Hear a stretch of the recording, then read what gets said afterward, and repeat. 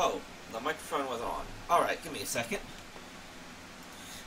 And let's see.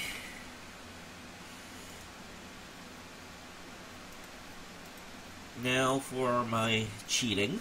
Ha ha ha.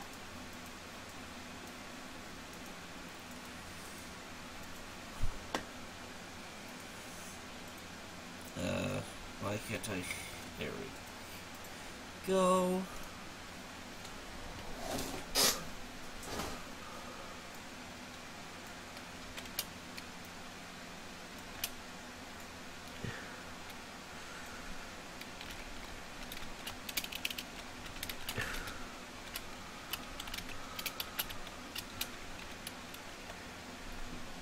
And there.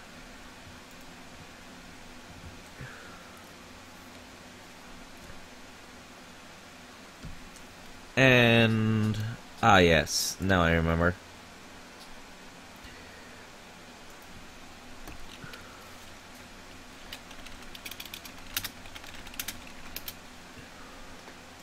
There we go. Hey, Nebs, you haven't made a request yet, have you? Oh, shoot. Almost forgot. I need to actually hook this into VCR.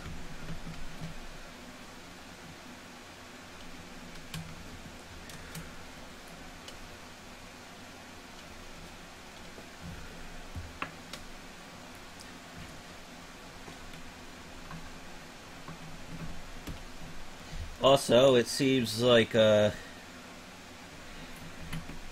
the person whose alias is now Garfield the Sonic will not be joining me in this shortly.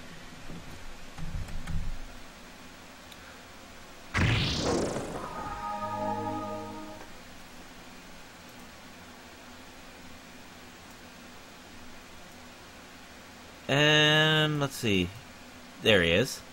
There we go. On a school night of all things, but you know what? Fuck it, I don't care. Every night's a school night to me. And I also took melatonin too, so I sort of wonder how long I'll be able to stop for this. Alright, so what are we going to be streaming first off? I cheated and made my own first request because it was too long since I played this game. Alright, let's see what the game is. I'm pulling up Chrome right now. Alright, let's see. Also, on an off-topic note, I tried playing Cuphead with both a SNES and Genesis controller, and it doesn't really work that well. Just thought I'd mention that for I would assume it was made for modern consoles in mind. I mean, like, it sort of works with a Genesis controller, but it's not ideal. With a SNES controller, it just inputs random directions, which is a similar problem I had for Undertale. That sounds like a bug. It's also a problem I had for Undertale as well, so it's not just Cuphead in particular that acts funky. Oh no, my PCFX is kind of chugging here. Oh shit, you're playing that game. Hold on. Oh dear, that's not good. Wait, PCFX is a CD-ROM console, I did not know that. Shoot, my PCFX may need a laser repair eventually. Alright, let's get out of that. Is it a dirty disc, perhaps, or is it just... I'm pretty certain it's the power of the laser itself wearing out. Out of curiosity, is it just like a regular IDE CD-ROM, or is it proprietary? I think it's fairly standard from back in the time. It was when CDs was fairly new, so... If you have like an old IE CD drive. Just for today, I'm gonna see how far I can get in this without abusing a certain mechanic that basically lets me cheat. Oh wait, this is... And Famicom game or whatever you're talking about in chat not too long ago. Oh no. Whoa, that's not good. I don't have my audio turned on. I'm assuming, like, the audio is glitching up right now. Not now. It was doing it during that intro, though. Oh, this sort of reminds me of like Dragon's Lair, except with fighting, if that makes sense. There's also sometimes where I know for certain the 3D, anime scenes are going slower than they're supposed to be. So there are read issues with my disc player at the moment. Speaking of which, I wonder if these like anime scenes are stored in like MPEG file format or something like that. I forget how PCFX worked in that regard. I think it was fairly proprietary. I'm pretty sure it's probably... that's right. Even if I don't abuse jump kicks, this character is... It's fairly easy to just, you know, whack someone by repeatedly hitting the punch button. So... I hope Happen could... if I leave the stream abruptly, that... Okay, good. I'm sorry, but I'm gonna have to turn this fan on for my laptop, because if I don't, it might overheat, so if you hear a fan, I do apologize for that. I can't really do much about that. Because I've had problems where this laptop overheats sometimes, so I'm gonna have to keep this on for the time being. Okay, so it's time for me to abuse jump kicks. Oh, shoot. So far from what I'm seeing, it seems like the anime scenes are playing smooth enough for the time being.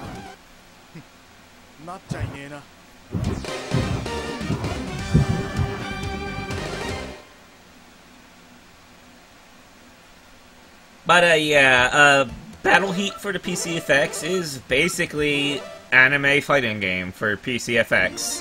Very anime.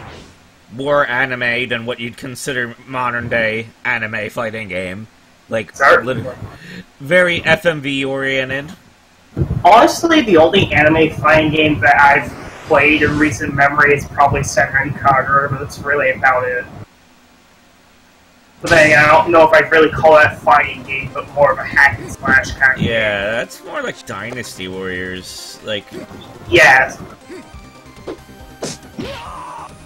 Actually, no, that's a lie. I recently played a Naruto fighting game, and I'm gonna be honest, I'm not a fan of fighting games for the most part. I just can't really get into them that well.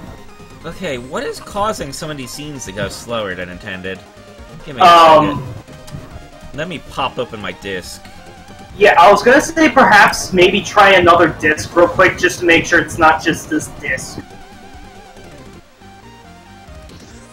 Well, the disc is a bit dirty in the back, so let me try giving it a quick...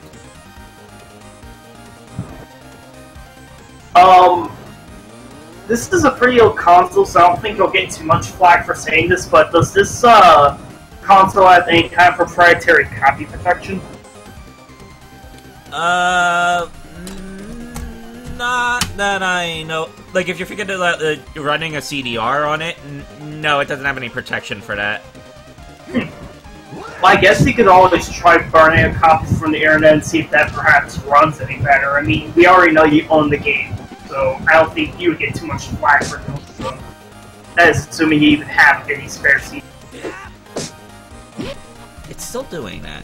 Give me a moment. Yeah, like, it took, like, 30 seconds just to load the next anime scene, at least from what I'm seeing. That's really slow.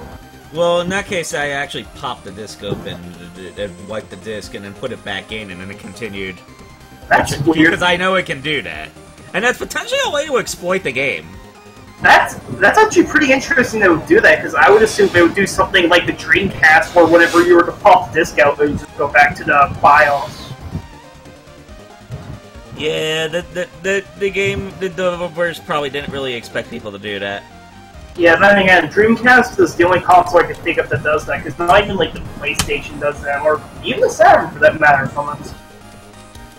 Actually, now I'm thinking about it, this is actually a bit random, so you probably know Animal Crossing on the GameCube, right?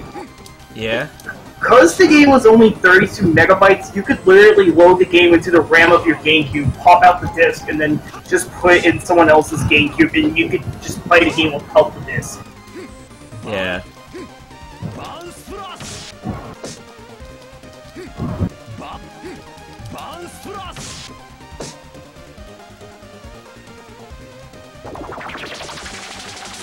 From what I'm seeing, it looks like that once you know what right moves to use, there really isn't much in terms of, like, competition and whatnot, you know. I do wonder if the AI is actually being affected by the game slowdown caused by the disk reading issues. That's a good question, honestly. That is... what date did the PC effects come out, I wonder, actually? 94. And 94? this game was basically a launch title. Well, that's one way to show capabilities. From what I'm seeing, this looks a lot better than anything I've seen on, like, Sega CD 3.0 or even Jaguar CD, I guess. Yeah, like, that was how PC Effects tried to sell itself against the competition. Unfortunately, this was the same year where the PlayStation launched. And the Saturn. The Saturn pretty much just dominated Japan. Yeah. So, like, basically, like, NEC put their bets on FMV being the trend, and it did not work out. NEC, didn't they also make, like, the PC Engine, if I'm not mistaken? Yeah, this was their follow-up to the PC Engine. So they went from one of the most successful early consoles in Japan to this bomba. Okay, no wonder the name's not familiar to me. Actually, does the PC Effects have TurboGrafx 16 backwards compatibility? No, unfortunately. Otherwise, I wouldn't have needed to buy a PC Engine CD. Oh my god, that must have been, like, a fucking nightmare trying to obtain that. Yeah, like, I was trying to get one for years, and I only got one, like, last February off Yahoo Japan auctions. If ideally you'd want to get a Turbo Duo, but I heard those things require high maintenance to keep them working order. Plus, those are, like, super rare. It's sort of like the Sharp FC Famicom, whatever it's called.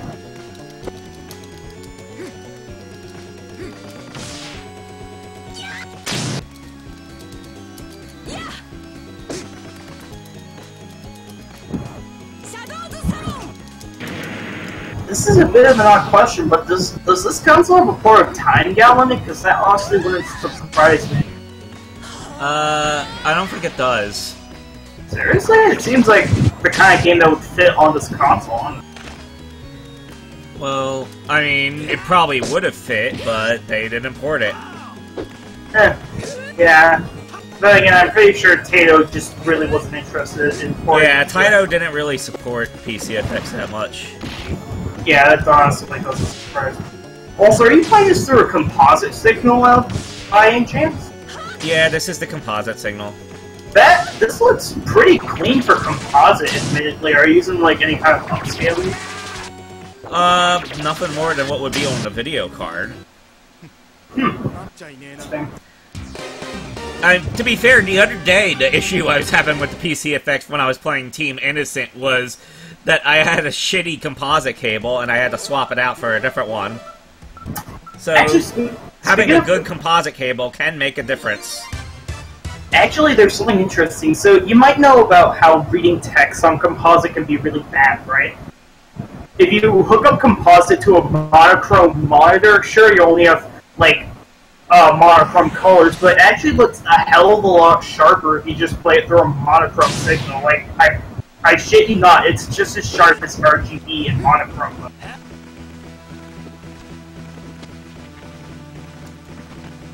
Ugh. Yeah, it's going so slow now, it's fucking up the sound effects. That's bad. Like, that's bad when it happens. You wanna... I guess... I wanna say perhaps maybe try cleaning the laser real quick and see if that fixes anything, but... I don't know.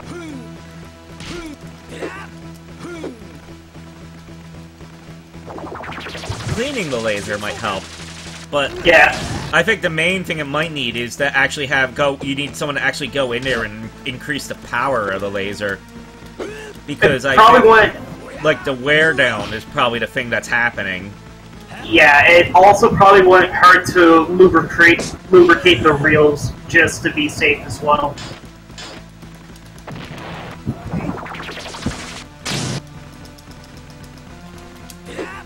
I will admit, though, that I do sort of find it hilarious that a disk drive from '94 is still sort of working while my 5.25-inch drive from the year 19 78 is still working.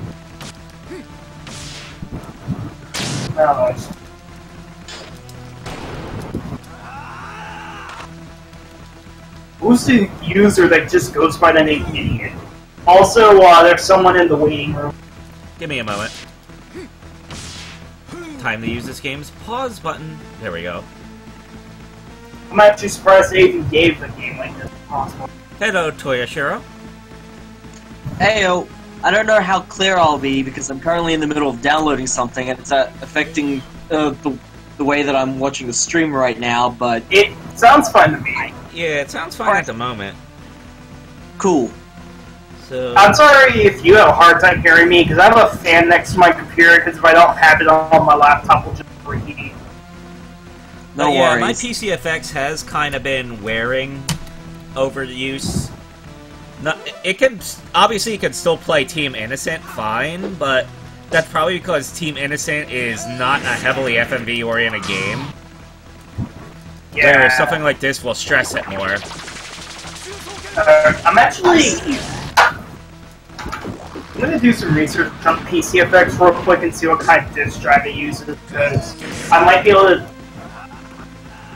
Are there hentai games in PCFX? Let's not discuss that at the immediate moment. Okay, I'm sorry, because I just saw that on Google, like... okay. If I want to say this much, I'm fairly sure I was watching you play this in the distant past. I don't know when that was. It was a long while ago by now. That's why I popped it up again now. Uh-oh. Time to cheaply jump kick my way to victory. And abuse the fact that there's no chip death.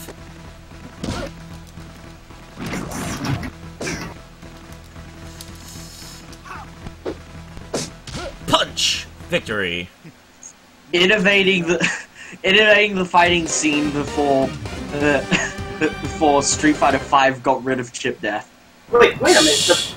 The PCFX is a top-loading drive? Yes.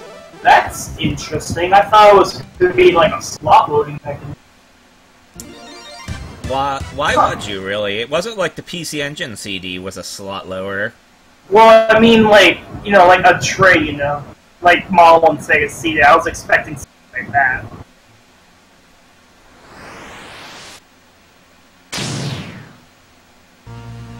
I'm wondering if we should go ahead and give this little thing a break right now, because, I mean, if it's still working now, we could go on, but at the same time, it's all like, would we want to continue using it in this state and burn it out?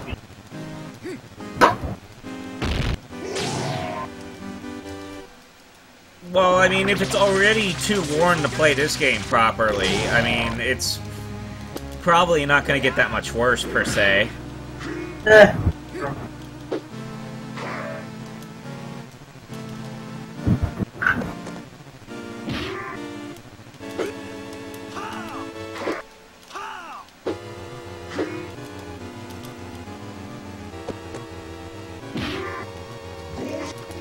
There's one thing I will say, at least it does load faster than my Sega CD.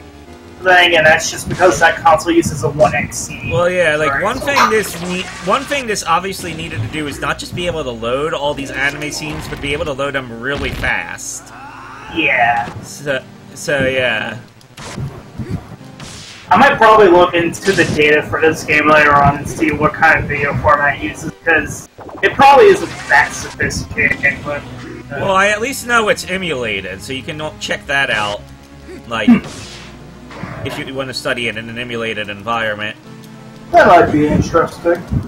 Speaking of emulators, I'm still surprised that, this is a bit off topic, but we still don't have a fully functional CDI emulator that works good for the most part, which is important.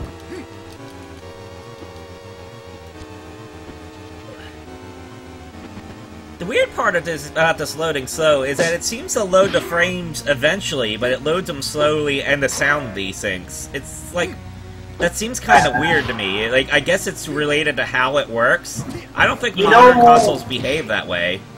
You know what sort of reminds me of? This is a bit weird example, so I had like a really large AVI file from like a pre-release version of Sonic Mania that was in 1080p, and what would happen is that the video would desync due to the fact that my GPU couldn't handle playing back to video. Is that sort of what's going on here? Because that's sort of what it sounds like with that description that it's called.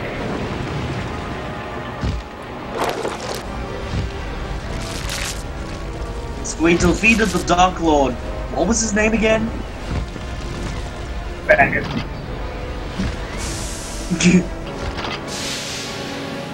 I forget if he like had a special name for. Oh right, he was a fucking Terminator. Yes. Also, I find it amusing how when Gotts von Dark's eyes glow, he basically sounds off the intro riff from Sonic Adventure 2. Holy shit, he is a Terminator.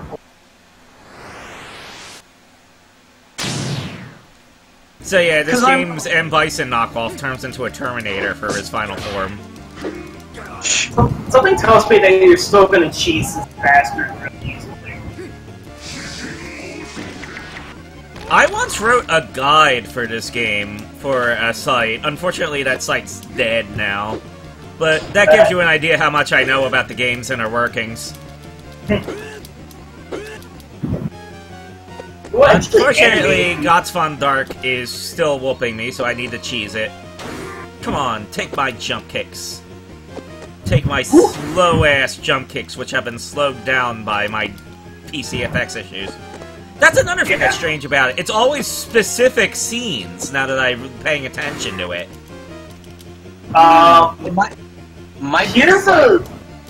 So maybe it's an issue with the...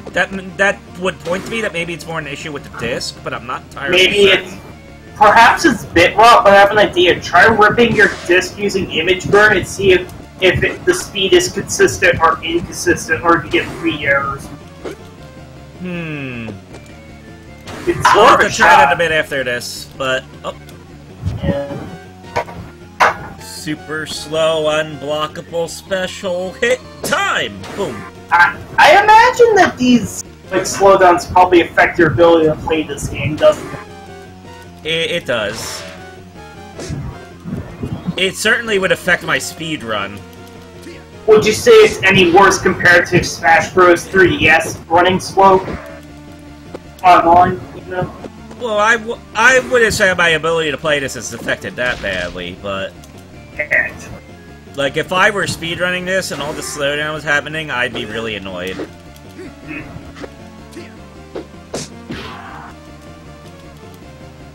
And, you know, like, when I was like, initially doing the speedruns, like, I think I was able to do sub 15 at one point. I could probably push it to a sub 10, but not if the game's slowing down a lot. Yeah. Boom! And we are done. Wow, that was the quickest game ever. Again, I make the game seem quick because I know the game. I basically know how the game works.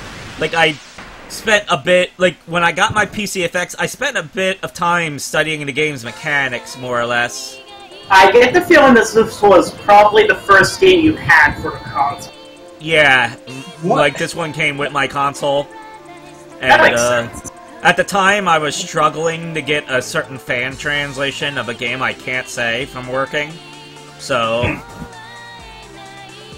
I got it working eventually, but, yeah. What was that flashing in the at the guy being destroyed? Like, oh my god, that was terrible. I guess it worked.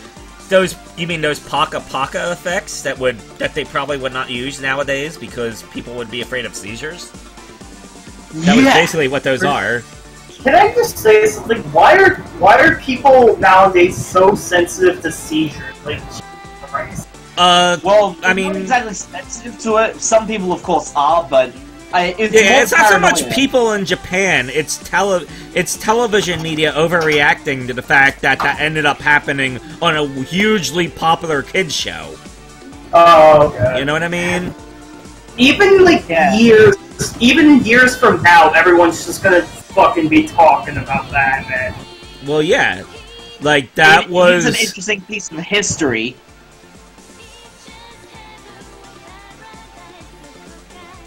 The music track also skipped a bit, doesn't it?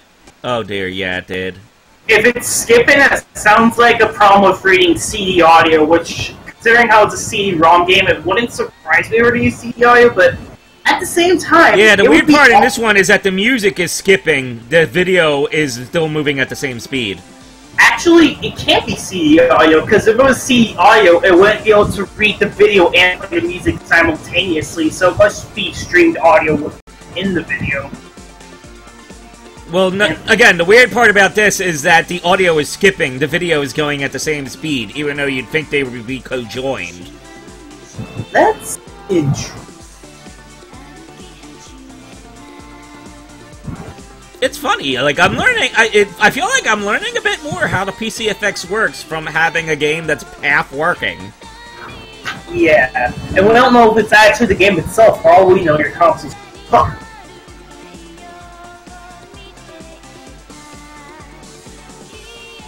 I admit, I don't really have too much to contribute to this conversation since I'm not...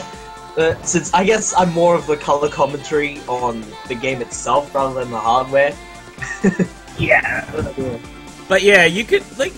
Yeah, how else would I describe this game? It's... Part of the reason I, like, had interest in this game is because, like, it's a very, like, different approach to how to do, like, a fighting game with entirely FMV sequences. This is the like, Hudson Soft literally tried to adapt Street Fighter controls into an anime FMV fighting game, and the result was Battle Heat, basically. This is the first time I've ever seen a game like this, and I must say it does seem interesting. I'm pretty certain it's like the only game of its kind when you think about it that way. And I will say this right now, it doesn't seem like a bad game, though it seems like once you know what you're doing, that's pretty much it. Well, yeah, like once I learned the mechanics, like there's basically no real challenge to it anymore. It's kind of like stuff like ironically enough, it's kind of like early fighting games in that regard. Once you, in early fighting games, you could learn to totally fucking break the game. Except for original Street Fighter, that game could go fuck itself. Oh, original Street Fighter 1. I mean, even that, like, if you know how it works, you could actually, like, do, like, crazy stuff that you could dominate with. Yeah, you just need to be able to spam Shoryuken properly. Yeah, like, once you learn how to spam a Shoryuken, or, like, do, like, the free hit Shoryuken, like, consistently, like, boom, that's it, that's all you need. Free hit kind of depends on, like, your proximity to the enemy, doesn't it? So you're better off just spamming Shoryuken and hoping they run into it.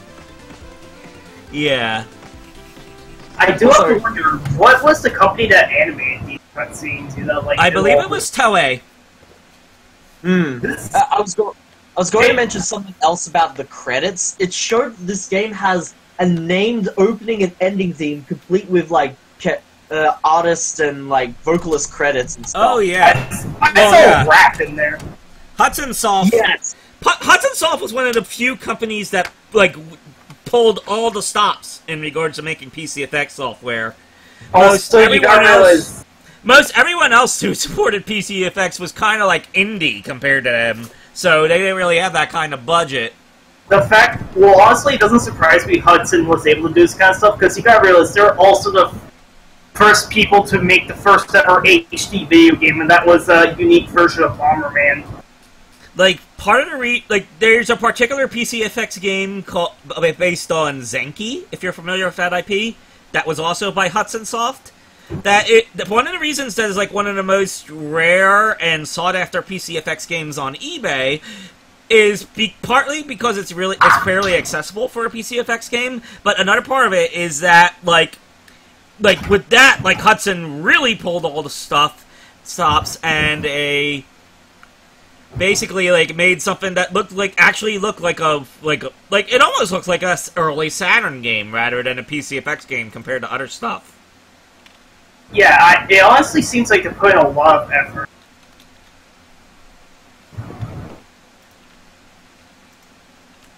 Like, and that game's like full of like visual eye candy that like it's not only like good at pushing the console to the limits, but also because of what it is, it's like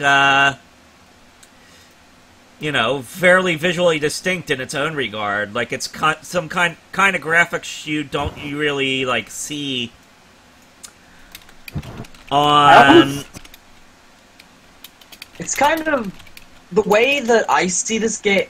That I saw Battle Beat was kind of Battle Heat. But yeah, thinking about more recent, like stuff that I looked at fairly recently. I looked at a like I forget which game it's called, but there's this like fighting game which uses like sprites which are actually based off of like, you know, cell shaded like cell drawings, like pretty much ripped out of an anime, but applied that as sprites in a fighting game. And it's super weird. Yeah. Wait, and I feel like that's sort of like the medium in between Battle Beat and traditional fighting games, as it were. Hey, I do hate to interrupt, but I'm noticing that playing this game on MAME, there might be some graphical glitches. There is an AM2 emulator that you might want to use if it gets a little out. Well, I'll see. Alright, just yeah, Nebs requested Virtua Fighter, quote-unquote, the original, so I'm playing it on MAME. Give me a second. Alright, and then what's after that? I have no idea. I sent something in the stream chat.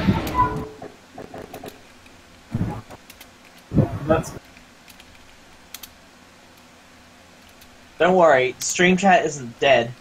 Well, it's in the Unparalleled Discord. Alright, pick my character. Wait, my button not working? Oh, it's just... Pick the one that looks most like Ryu. Okay, I'll be Akira, you boring man, you. Well, no, I honestly never played this game. We gotta play as I Vampire feel like again. the controls are stiffer on this than they should be. I was gonna say that these are very polygonal models, so actually these are very high in polygon count, believe it or not. Well, yeah, this is the literal arcade ROM. Yeah. Complete with the actual fingers. Yeah. I think the only other version that was out at the time that was close was perhaps the PC version, I think. Oh yeah, maybe I could play that PC demo that's on Sega's Web Archive website on Web Archive. Oh dear, that camera angle. Well, why did it go with that camera angle? What was the game thinking? I'm gonna say this right now, if you're gonna play the Sega PC games, get a real machine, because dude, I just thought of something. I don't know, you know Sonic on PC, right? Yeah? That has a network patch where it allows you to do, like, LAN, like, Hamachi and shit. We should totally get, like, a fucking Sonic R server. Oh, God. That would be amazing. And you know what? Sonic R actually plays pretty good on a keyboard, believe it or not. But with our controller, I just can't get it. Except for GameCube controller, it actually works well there. I played on... experienced some slight chugs playing this. Give me a minute. Let me close something that I have up. Is your computer sort of crapping out on you today, or...? No, I might just be approaching a limit with this. I don't know, really. Okay, I know this is really off topic, but mine's also playing Gary's Pod and Joel's playing Mario game. Not come on this topic. Okay. Set 2, I don't know. Oh, this is Japan ROM, of course. Did this game get an English release? I know that's sort of a stupid question, but I'm not too sure, honestly. Well, like, I know it was in Western arcades, and I'm pretty certain those arcades were in English. I don't really know how that works on MAME, though. It's kind of weird. What I want to know is that supposedly in some places they did a copy of Sega Sonic the Hedgehog in their arcades, but I haven't really seen much footage of that, but supposedly some American arcades had that game. Like, let me see. Matches, normal... Oh, no. Cabinet type, Super Megalo, country, Japan. Okay, I think maybe I can if I can figure out how to change the dip switches, I guess. Out of curiosity, how is the AMP2 emulation on MAME? Do you think that might have to play into it chugging like this? Hold on. Let me, figure this out. Good! I can change the region. I can change the cabinet type. Do I want Super Megalo or Astro City 2? I don't really know the difference, honestly. Well, let's try Astro City 2 and see what happens. Yeah, They refer to, yeah, they do refer to the different cabinet types. What were they? Give me. I'm gonna search them up real quick. I'm gonna assume, like, well, if I recall right, Astro City 2 is one of the generic candy-style cabinets over in Japan. So I assume Super Megalo is the one is the more, like, distinct cabinet for Virtual Fighter for Western arcades. Maybe because this game could have been a conversion kit for some games, so maybe that's what come on. Okay, I've got it. Okay, let's start with the Astro City 2. It's a multi-purpose arcade cabinet manufactured by Sega in 1993 as an update to it was the Astro City 2, correct? Yes. Okay, as an update to the Astro City cabinet. What was the Astro City cabinet? Okay, yeah, it looks pretty generic. It's definitely like fighting game oriented. Anyway, Astro City 2s are almost identical to ordinary Astro City cabinets from the outside. There are some minor cosmetic differences and better compatibility with the Sega Model 1 board. It was initially released as a dedicated cabinet for Virtual Fighter in Japan. So the Astro City 2 would be the Japanese Virtual Fighter cab. So probably the Super Megalo is the Western Virtual Fighter cab. I don't know. The Super Megalo is pretty huge. I'll link it in. Well, yeah, Western arcades loved huge arcades. I didn't want those little candy cabs at the time. The only huge arcade machine that I've ever liked was the Mario Bros. Wide Body arcade. That's the only one I've ever really seen. Oh, you've never seen a 6-player X-Men? Or like eight Daytona USAs linked together? I know about Daytona USA, but isn't X-Men like using TRT monitors like side by side to create the full? I forgot about that shit. Mentioned that. Holy wow! Speaking of linked arcade cabinets, on the note of that, I found out recently that Sega are doing. Sega are apparently trying to put a new racing title out for themselves. They had a huge demonstration of this new racing title, whose name I forget, but it was like lined up with like 16 cabinets lined up. Yep. Do they have a suicide battery in them? Probably. Okay. I was expecting you to make some sort of quirky remark. I didn't expect you to. Well, I mean, this would be the time when CPS2 was coming around, so I would not be surprised at suicide batteries. You know what? Actually, I just thought something. Try playing this game with a steering wheel. Just try it. That would be.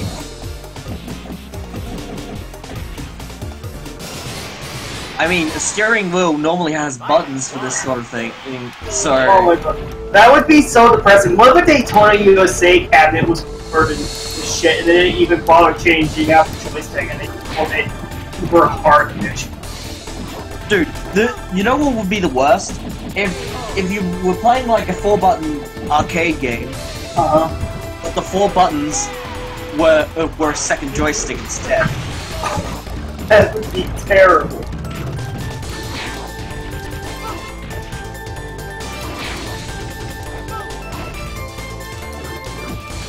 Speaking of joysticks, I wonder if anyone here has ever had the Steel Battalion joysticks for the original Xbox. Yeah, I figured as much. If you don't know, it's one of the most expensive controllers ever made for the original Xbox, being $100. It takes up half of your desk. It's pretty damn big. Jeez. Yeah. Yeah, I mean, hey, at least it's realistic, you know, like you're actually piloting a mech, but it's a little... okay.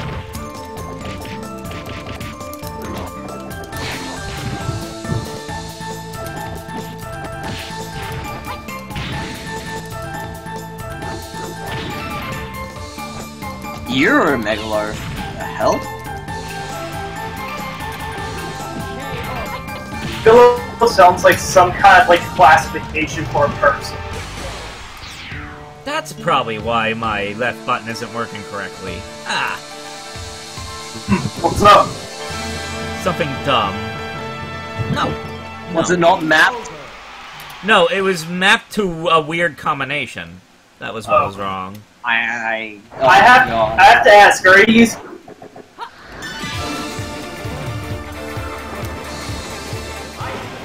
You have a USB arcade joystick, right? No, I could get one out, but I'm not going out of my way for that now. That would take, like, an elaborate setup. True, plus it is, like, 11:41 yeah. where I live. I'm honestly surprised my parents haven't yelled at me yet for being up this late, but... wow.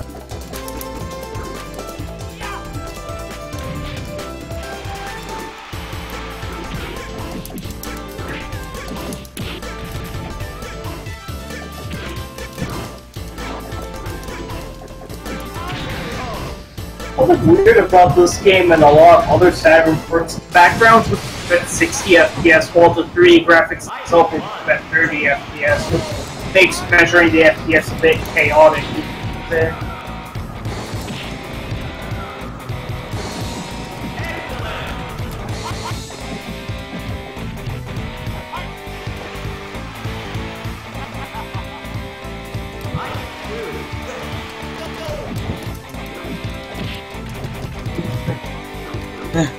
If you... I want to point something out that was thrown up in the chat earlier, by the way. Nobody's acknowledged it yet, but Ned's pointing out that his request was for the shit Saturn version of this game, apparently, not the original. He said the original, and then he said Saturn version. Of course, he couldn't make up his mind anyway. This was a changing request from Virtual Player. You know what it is? I think whenever he said original version, he was clear about the original Saturn version. I think that's what he was referring to. But not now. Yeah, because like he was pointing out a specific version that he didn't want us to play.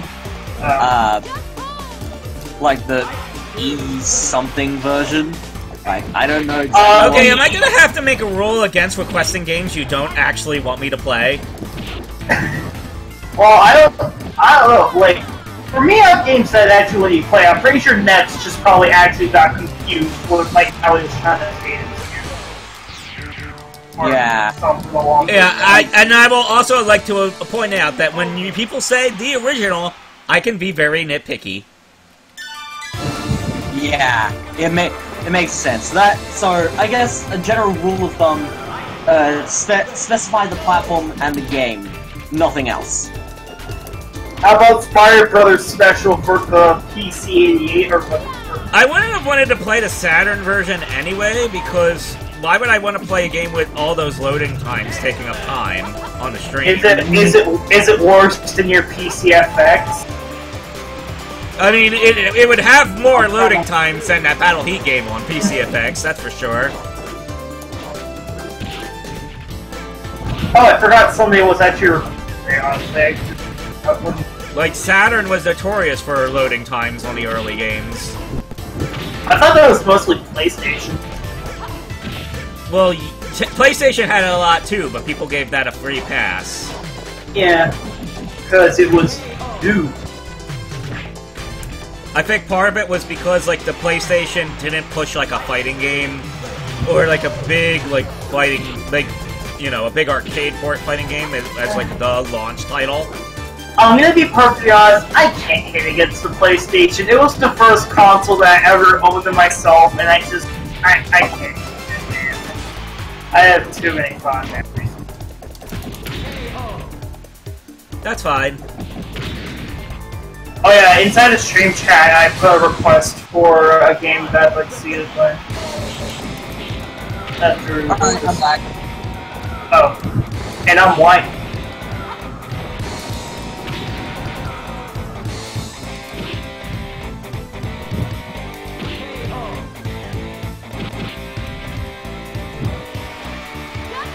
At least the load times in this are pretty quick, but then again it is an arcade game, so I guess it would make sense.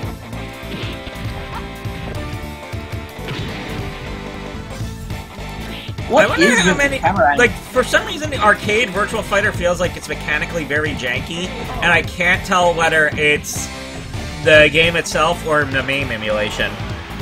It could potentially be the MAME emulation, because I know MAME in particular has trouble trying to emulate some of the AM2 games. Particularly Sonic Championships or the Fighters, because last time I tried playing it, it was all sorts of fucked up. I don't know if it's been fixed. Yeah, you basically want the dedicated Modder 2 emulator for Sonic Championship.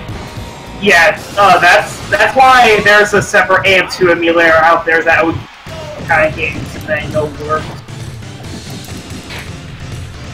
I know of two different models for emulators. I forget what the name of the first one is, the one that I use. I believe the one I use, I believe it's called like another AM2 emulator or something like that, if I'm not Right. The other one I was going to mention, because I'm fairly sure it has Model 2, Model 1 support, as well as the main draw, which is Model 3, is called Supermodel. Oh, yeah.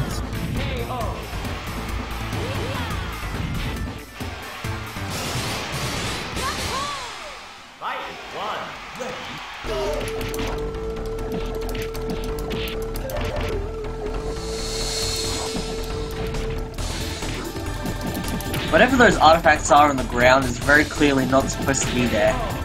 It looks like they're it looks like they're parts of the character models that are detached. To me, it looks like something that would be used for debug information, quite frankly. Yeah, that's what I'm thinking as well, because like the colors of the markers seem to be consistent.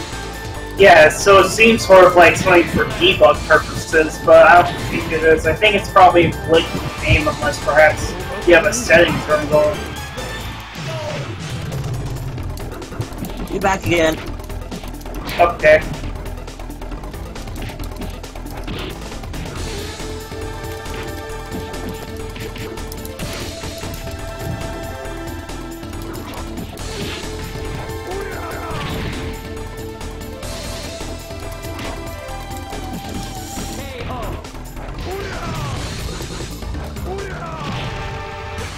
Ow. I heard of someone's head going in like that, but that's not what I thought of. Okay. Okay, then I see.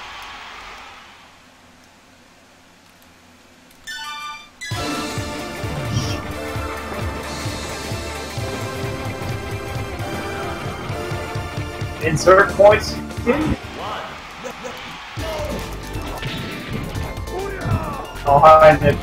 That's exactly right. So here's the thing that really bugs me about the janky mechanics on this. Basically it seems like my jump up and hit the opponent on the ground attacks that never work, whereas the opponent's always works. See? Like that. And it seems like it just like clips through the opponent and does nothing at that. It's like, what the hell? Either you're doing an incorrect combo, or perhaps no, that would work more. That would be a bit more reliable on the Saturn version. Like, whether it worked or not, you understood visually what was happening. Maybe the arcade like here, it just looks version, like it's just fucking clipping through the guy for no good reason. I was gonna say maybe the arcade version is more frame specific compared to the Saturn version.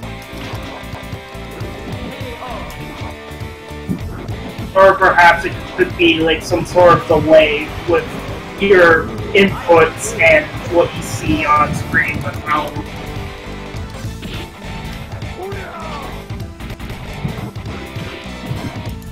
here the stream is very behind. Yes, it is very behind.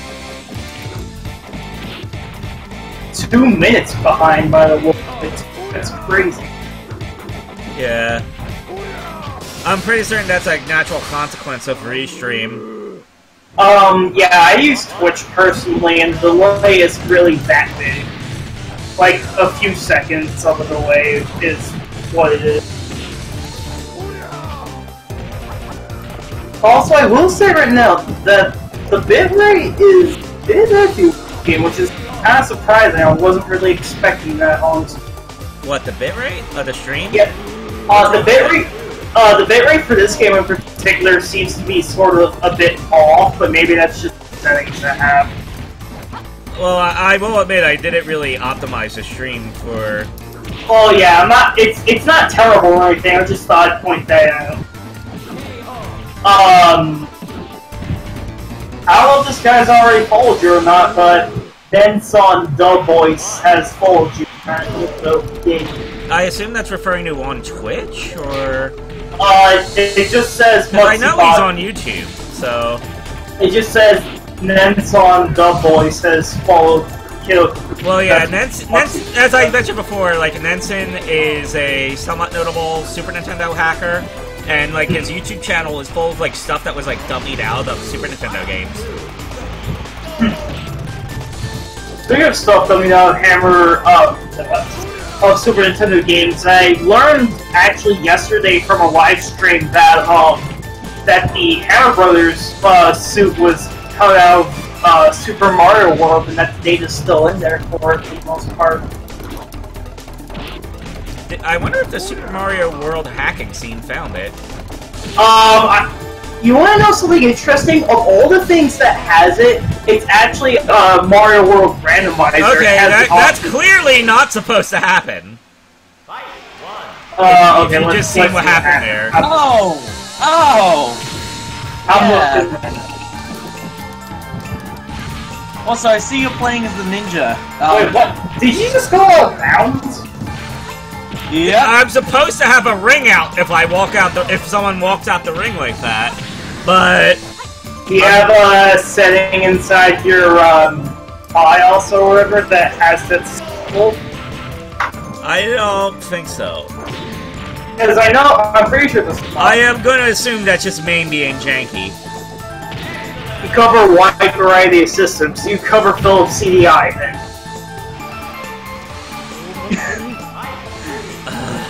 Zelda's Adventure, Proto. Unfortunately, it wasn't all that different from the final game, so it was barely worth analyzing. Was there, like, any kind of, like, notable difference at all? Maybe there's some slight mechanical ones, but it was generally the same game. I think you probably just wasted your time playing that game and whatnot, just trying to find differences, only to find out there was nothing. I had to link him a freaking walkthrough, because I was like... Also, I'm pretty certain this jump Kagemaru does is not accurate to the game mechanics. Because look, he jump kicks, he flips, and then he can do another jump kick while in the air. That is so wrong. Super Mario World is such a mess to begin with. I'm not surprised what else there is that hasn't been. I'm honestly still a bit surprised that, like, there are some leftover assets from the Mario Brothers 3 SNES port that was inside SNES test card, because a lot of people don't seem to notice, but Super Mario World was originally an enhanced port of Mario Brothers 3 originally. So, essentially what they would do for Super Mario All-Stars? Sort of something like that, though not exactly the same. Like, the graphics were a bit different from that. I would assume, because All-Stars came out like a few years after. But yeah, essentially the same concept as that, essentially, was what they were going for. Listen, all you need is a Sega AM2 emulator. It's not that simple, man. Plus, you wanted the Saturn version, so why would we need an AM2 emulator for the Saturn version that you requested for, or not really, because it's at the original version with the yourself? Look at those janky animations. Yeah, that's either bad emulation, or most likely they probably didn't do any frame interpolation. Surprise me.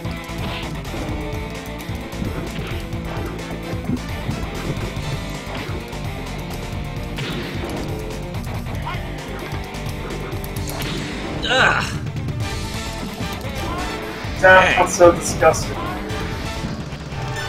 Let's actually use the continue here. Continue? You know, speaking of continues and like save states and whatnot, even though there's the option of save states in like all my emulators, I never do at all. The AI always feels out of whack in Virtual Fighter because like I'll have those matches where I'm totally dominated and the next match ends up like that. Yeah. And I won't really understand what happened.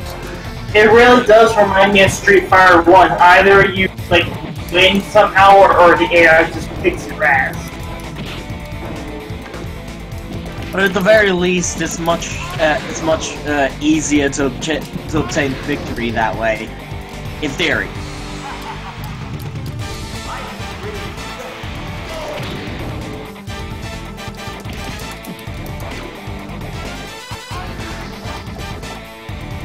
Apparently, from what netizens said, there are earlier SNES test cards than Revision D, which is what he dumped.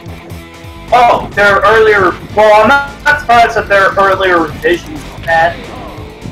Whether or not all those are dumped wouldn't really surprise me, because I imagine that a lot of them were probably liquefied over time or just overwritten. So.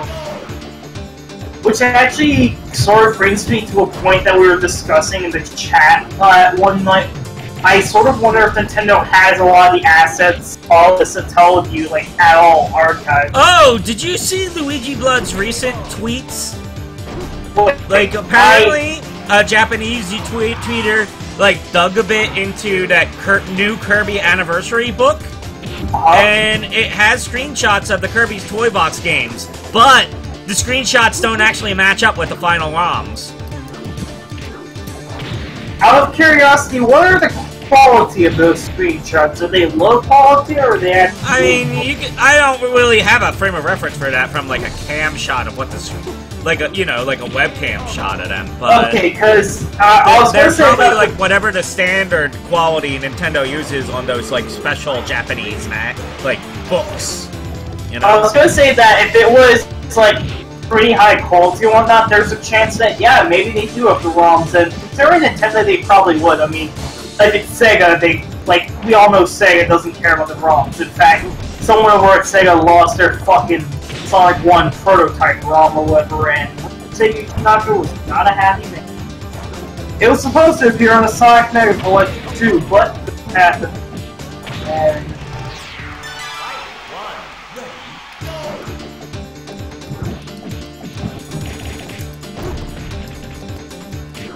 I would considering Sega was pretty decent with keeping like prototypes of other games, I would just say that's generally more a mismanagement issue with their most valuable IP than anything in particular.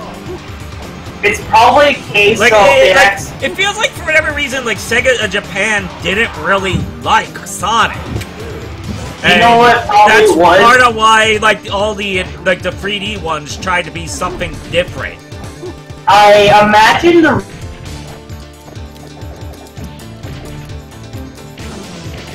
people being all like, oh, this is stupid, but what I imagine is that, it was probably on, like, one of those dev cards, so they wanted to erase the data from it in order to, like, run another game on there, but I guess they didn't exactly realize the content that was on there, so that's probably what happened, maybe.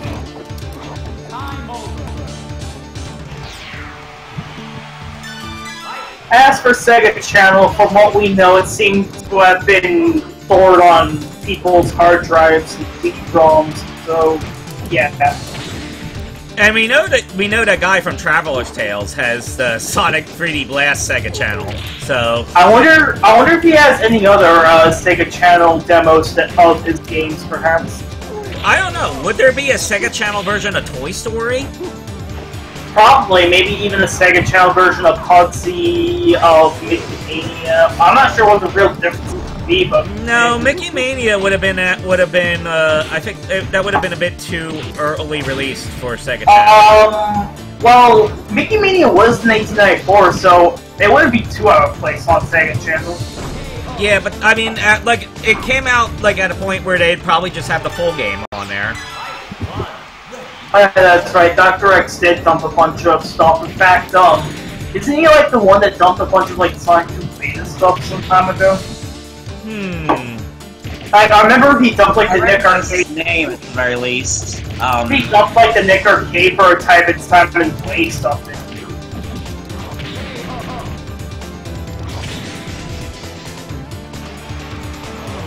Also, we actually have 6 viewers right now. That's pretty high. I mean, for my live stream standards, that is. Yeah, that and also considering the time too. I'm gonna be honest right now, I actually genuinely enjoy the 3D games, though I feel that it only really appeals to a certain audience, the one that, you know, like, either you like them or you hate them, you know, like, and if you hate them, hey, like, I'm not gonna attack you for hating on them, because not every video game is meant for everyone, you know, either you like a certain video game or you hate it. Well, regardless of what you could say about, like, the 3D games, I feel like... It seemed like, I feel like after a point, like, Sega, like, just kept trying to... Like, you could tell, like, with the 3D games, Sega kept trying to reinvent the wheel of what Sonic is, like, practically every single one. To the point where, like, absolutely none of the 3D Sonics have a uniform identity. And, like, that's one of the things that makes me wonder, like, for frame of reference, if I recall right, the only one that the original trio worked on was the first, like, the original trio all together worked on was the first Sonic Adventure. And then after, you know, Oshima and I think Yasuhara eventually left, and that was when, like, stuff started getting crap, more or less. From what I can tell, most of the trouble started coming up around the time whenever Extreme went through development hell, at least from what I gather. Which Extreme is a bit of another case altogether, but... Did you know that one of the developers, Ross Harris, dumped a bunch of files for Sonic Extreme on his YouTube channel? Whoa! I could get Kagemaru to... I don't think Kagemaru is supposed to be able to double jump in this. This is definitely jank main.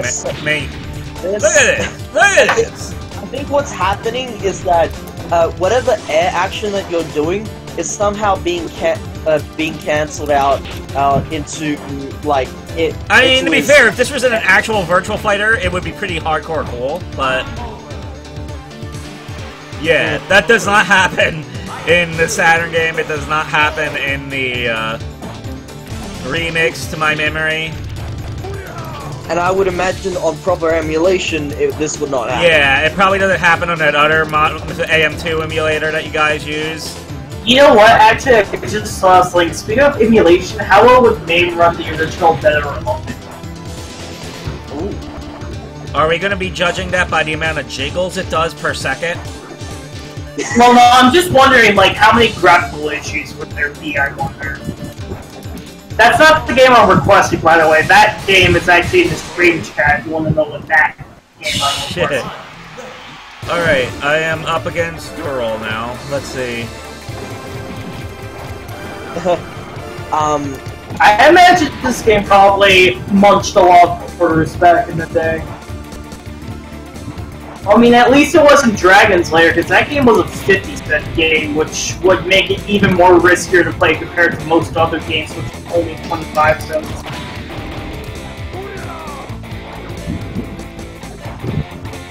I wanted to put my comment on the 3D Sonic gameplay thing earlier, but I admit, it would probably be uninformed because I don't actually have that much of an experience with them. You know, I have a confession to make. I actually didn't grow up with the 3D Sonic games myself. In fact, I actually grew up with all the 2D Sonic games and whatnot. You know, in fact, my first video game I ever played was Sonic the Hedgehog 1. So, I actually didn't, like, I knew about the 3D Sonic games growing up thanks to Mega Collection, but I never played them until I was around 10 years old with the DX version of Sonic Adventure on PC. For me, I guess The way that I see it in terms of perspective, it's that in terms of whoa! It's not just a double jump. Look, it just keeps going. It just keeps going.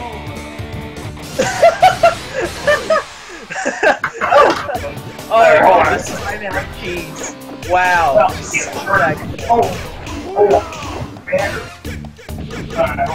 I'll get my headphones back up. Instant replays of things that are not supposed to happen. It's hilarious. Oh, wait, did you just beat the game? Yes. Yes. Oh, you didn't see how. Okay, that was Virtual Fighter. The super jank MAME emulation. This game, from what I can tell, this game hasn't aged that well. Alright, so yeah, what was those, oh dear, Garfield caught in the act. You're gonna have a fun time about that. Am I? Or is that sarcasm? Well, it ultimately depends. I think it's a genuinely good game, but then again, that might be just due to the fact that I used to play it on the Genesis Mega Collection. Alright, good night, Nebs. Oh, night, Nebs. I saw this being played on Proton John's stream at one point, Wait, like this year, and like, I seem to remember the game being fairly difficult, but pretty enjoyable and pretty funny.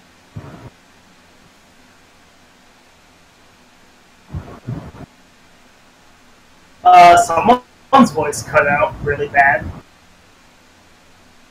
It's me, I guess. Yeah, because I'm downloading something right now. For reference, kid, do you remember the Sega Channel data and how we found some files relating to Garfield in there? Yeah. This game sort of ties in with that. Well, yeah, I know that. I remember we were kind of hoping we could find, like, a ROM of Garfield levels in that, but... Yeah, in fact, you want to know something? One of those quote-unquote lost levels is actually on the PC version, which I do have running, it's just that I haven't really been able to record it with sound, sadly. Well, Which is sad, because that version actually has, like, CD audio and whatnot, is actually pretty solid. Genesis version isn't bad by any means either, though. It's still good. It's the original version. Oh my god, that bitrate is getting destroyed. The Kega Fusion static is destroying the bitrate. Holy fucking shit.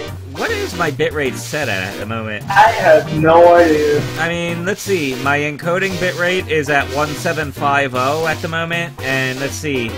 My X264 CPU preset. Oh, that might be it. It's at ultra fast. I don't normally have it, like, at that, but you could probably tell tonight I needed it to like that to play Virtual Fighter at a decent speed. Yeah. So... Oh, yeah! Maybe I should, like, up the encode rate?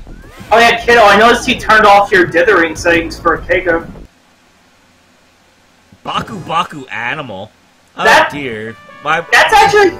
I know that game. That game actually came bundled with the Garfield and Sonic pack on PC. I remember. I think I saw an arcade cabinet of that once in a while, but... Yeah. Oh yeah, kiddo, this is a suggestion on you're using Kega, right? Yeah.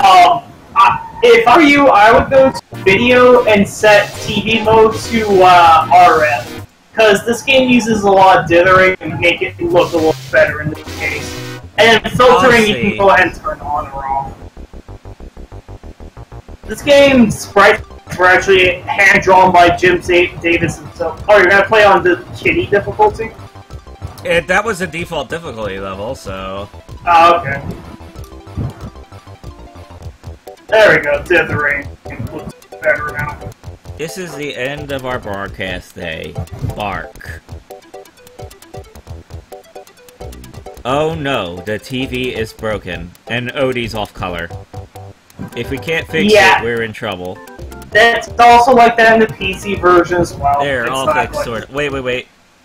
Oh this is the panel that was This was the panel that was on the Sega channel. And on the panel on the Sega channel, it said, "Stand here while I hide Odie," if I remember correctly.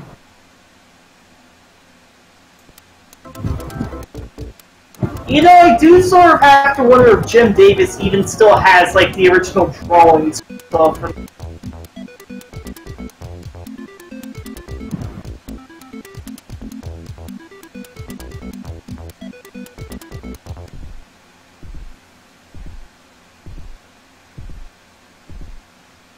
So, I guess this is the level layout. Actually, admittedly, this is going to be a little weird for me seeing this version, because I'm used to the PC version, which actually has a different level order compared to this, so... Yeah, in fact, the PC version, I would say, actually has a better difficulty balance, so this one actually starts off with a harder level compared to the... Count Slobula's Castle. Yeah, this level, I remember reading a lot of comments on YouTube, and a lot of people had a hard time with this level. It should be known that you have two ways of attacking. A short-range attack and your long-range attack, which is limited. Oh yeah, it's also stage-specific, isn't it? Because... yeah. Your ammo, like, you've got skulls in this one, and then on the caveman level, it's fishbone.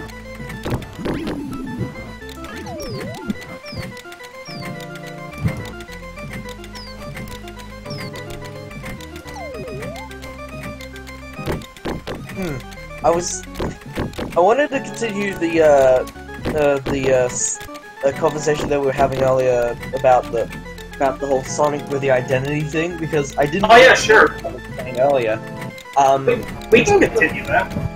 In terms of my perspective, I feel like, for me, like the way that I see Sonic these days is that I think they've found where they want to be, at least with modern Sonic and the full 3D ones, because like as much as you know, as much as anything in Sonic is really divisive, really, like the whole boost gameplay that started with Sonic Unleashed, I feel like that's their current niche, and I feel like that they can that staying there is not, like, I feel like that's where they need to stay for modern Sonic as it is right now.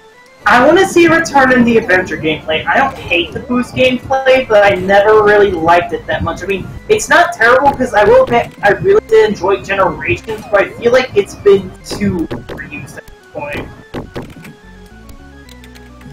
If I see adventure-style gameplay return, then all I want is the Sonic portions. Nothing else. I'm gonna be honest, I don't really mind the other gameplay, like, portions and whatnot, you know, but admittedly, Sonic is the strong point of those games, because the other character segments felt unneeded. And also, like, somehow they screwed it up even further in Sonic Adventure 2, with fucking, like, making the radar broken. Yeah, the radar in Sonic Adventure 2 only detects one emerald at a time, which is such a stupid design. Basically, lol Sega. Yes. Then again, if I'm not mistaken, wasn't Sonic Adventure 2 like the last game made in Sonic Team USA, or am I wrong about that? I'm not sure. Also the reason why Sonic Adventure 2 is like heavily inspired by San Francisco is because that's where Sega Sonic Team USA was working at the time. Guess that makes sense. Yeah. I still wonder how the hell that whole Pepsi Man thing happened and how they had such... Like, I want to know the story behind that. Were they both working in fucking San Francisco or something? Like, I want to know what happened. Apparently they were filming a bunch of those Pepsi Man things in America. At least that's what I heard. Yeah, that's actually... it's a Dracula Odie for reasons. Dracula, oh yeah, a lot of people didn't know what to do here, so if you don't know what to do here, I can help you out. Well, it doesn't seem like I can hit him, so... I'm gonna say open up those blinds. How do I open them up? This is... You're not wheeling down. You'll need to get up there and hit the blinds open. Get up? How do I get up anywhere? I believe, you see, like... Isn't Odie standing on some platforms? Nothing I can actually reach. I feel like I'm just flat on the ground. I have an idea. Try hitting him with, like, a see that stuns him, and perhaps you can bounce on top of his head and then open the blind? Well, I tried hitting him, but it just seemed like he went off screen. Try bouncing on top of him and see if that gets clear. Yeah, they gave a rather hard boss this early in the game. You see how that chest closed? You have to, whenever he goes inside one of those chests, you then have to stand on top of it, and then it'll launch you in the air. Okay.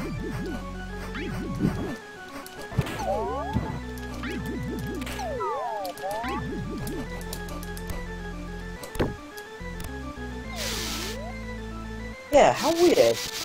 You're saying that this is a different level layout from the PC version. The PC version actually had rearranged levels and whatnot, you know, so what you're seeing here is a bit different on the PC version. Also, the level order itself was also changed as well. And also had a level from the Sega Channel version. Which, bizarrely enough, a screenshot of one of the Sega Channel levels was actually on the Game Gear version's box on, like, the back of it, which is weird, because that level wasn't even on the Game Gear version. That's insane. A lot of developers do have the source code to their ROMs, and I've been giving them. Give us some examples. Yeah. I can't see it. I am actually a bit surprised I'm not sleeping yet, because I took, like, some melatonin, like, before this, so... oh dear. Alright, so now you gotta open the blinds, 2 more times. Since... Okay, so how do I tell when he's actually going in them or not? Wait. Pepsi Invaders. What? I mean, is going into the cast a fucking RNG thing? Because I thought it was triggered by me hitting him, but it doesn't seem to be. Well, have you been noticing anything? Stand by like the things or whatever and see if he goes in there, maybe. Because it seems like whenever you hit him, that gets him inside there. I think. It doesn't seem consistent though. It feels very janky. Oh, there. Oh, damn it. So close. Oh, you got the burger. Admittedly, this game is flawed. It's not perfect by any means, but I've certainly seen a lot worse. And this is still on Kitty difficulty, you're saying? Yes, Kitty. From what if I recall correctly, the harder difficulties were like the arrows. Now this is like a mini game to earn more lives. If you hit Odie, you'll. Oh. Alright, okay, let's see. That's the main antagonist game. I think you definitely want to get enough to continue. Yeah. Oh my god, the bitrate! Holy crap! Yeah. I'll probably stop a bit to raise the bitrate. Give me a second. I don't blame you, because that was a game that shouldn't be too surprising, I guess. And Kiddo's got offline! Well, hold on. I had to go offline and change the bitrate. Oh, okay, gotcha. My bad. Alright, so now we're at like a whole 1,000 more kilobytes per second than before. Alright, that should be good, though. Also, I noticed that you're using save states here. That's a wise idea, I'd say. Well, it's because I have no idea what I'm doing. Yeah. Honestly, I don't blame you for a game like this, because if it's a game that you've never played before, it would probably be a wise idea to use saves.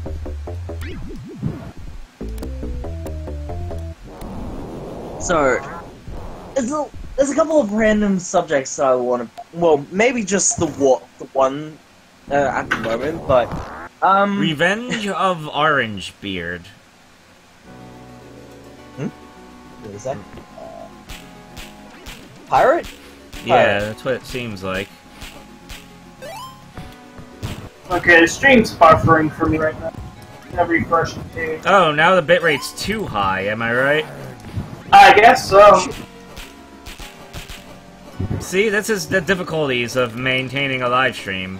Either the bitrate's too high and no one can watch, or the bitrate's too low and it looks like a mess. Just have to compromise by going 500 extra.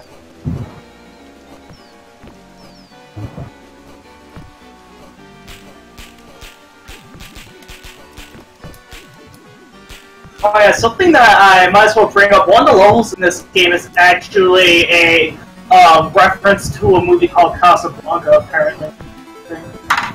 That's a movie that's referenced a bunch of times over in these kind of films. It's called Cats. In this game, it's called Casablanca, if I'm not correct. That makes me think of a cat version of Blanca from Street Fighter.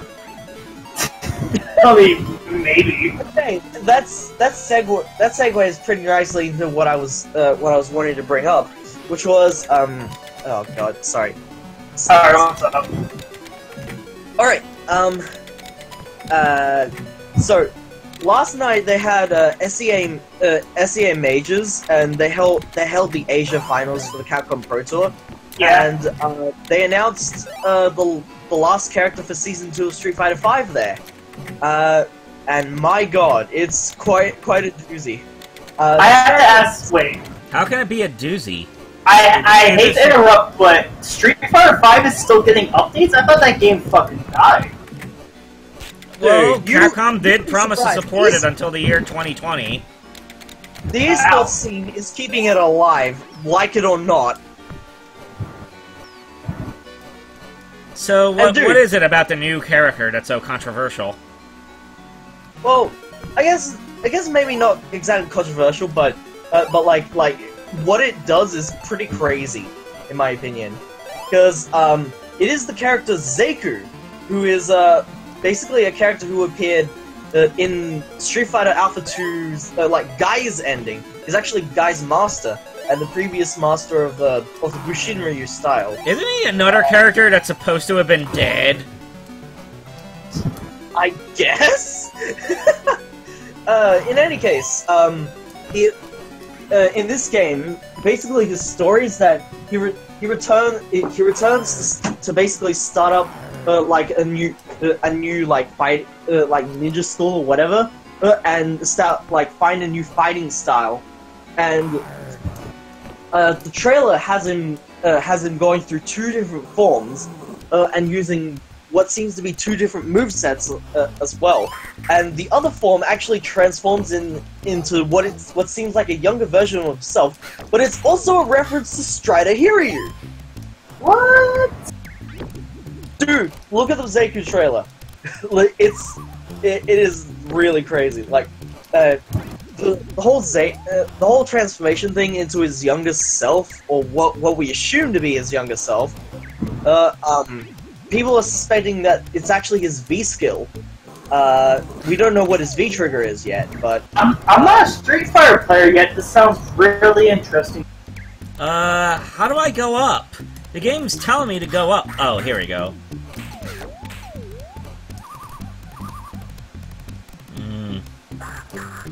At least you're playing on kitty difficulty, because on other difficulties, those arrows wouldn't be there at all, so you have to figure it out on your own. So what else? So you two are familiar with Strider, right? Oh, I'm sorry, what? Yeah, I'm familiar with Strider. Oh, Strider. Okay, yeah. I think I'm... Yeah, I wanted to ask mainly because it relates to the next point that I wanted to make. like, aside from the gameplay, they also showed off his, like, Zeku's costumes or whatever, as they do in these promotional videos. And one of them is basically, like, straight-up Strider Hiryu, and actually gives him, like, shorter hair that matches that of, like, classic Hiryu artwork. And what people are speculating is that it potentially could mean that Zeku is actually the founder of the Striders in the long-distant past, because, of course, Strider takes place in the future. They're doing that kind of continuity connection? Some sort of canon welding, from what we can tell. Because, like, he's wearing an outfit... I don't know about if that idea is a good one, considering some of the implications of doing a canon welding in a Capcom game. I mean, they've already brought Final Fight into the mix, so why the well, fuck yeah, not? but Final Fight was in a genre that had a lot of intersection with Street Fighter, whereas Strider's kind of, you know, it's kind of out there in comparison. This is all, of course, just speculation at the moment, but like. I mean, just imagine if just think of it this way. Now Strider is Street Fighter 2010. Oh, jeez, you put it that way. Of course, this is Street Fighter 5, so it takes place around, like, right before 3 does. Yeah. So we may be seeing an honest-to-goodness Strider in Street Fighter 6. Well, to be fair, if the rumors are true, or at least very heavily leaning towards that direction, then we may well be looking at the first Strider, because, like, the outfit is very clearly like that of the Striders.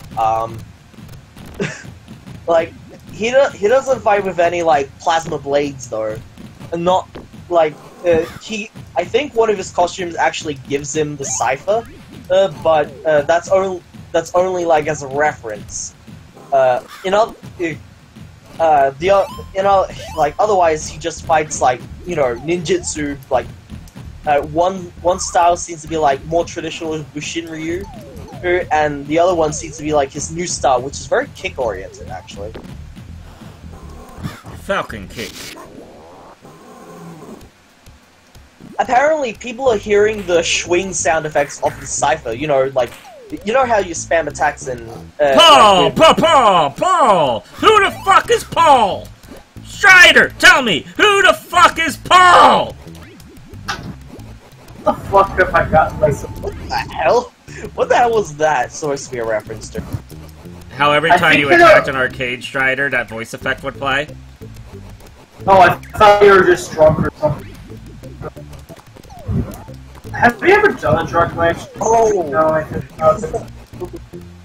Okay, because, like, you know the sound effect that I'm talking about, right? In terms of swing? Yeah. Yeah, like, apparently people are hearing that sound effect whenever Zeku uses his, like, kick special. Because, like, it either has long range or it actually launches people up, and you can follow up with another one.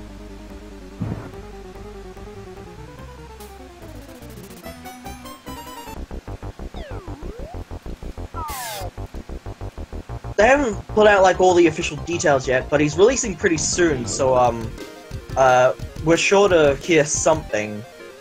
What was I gonna say?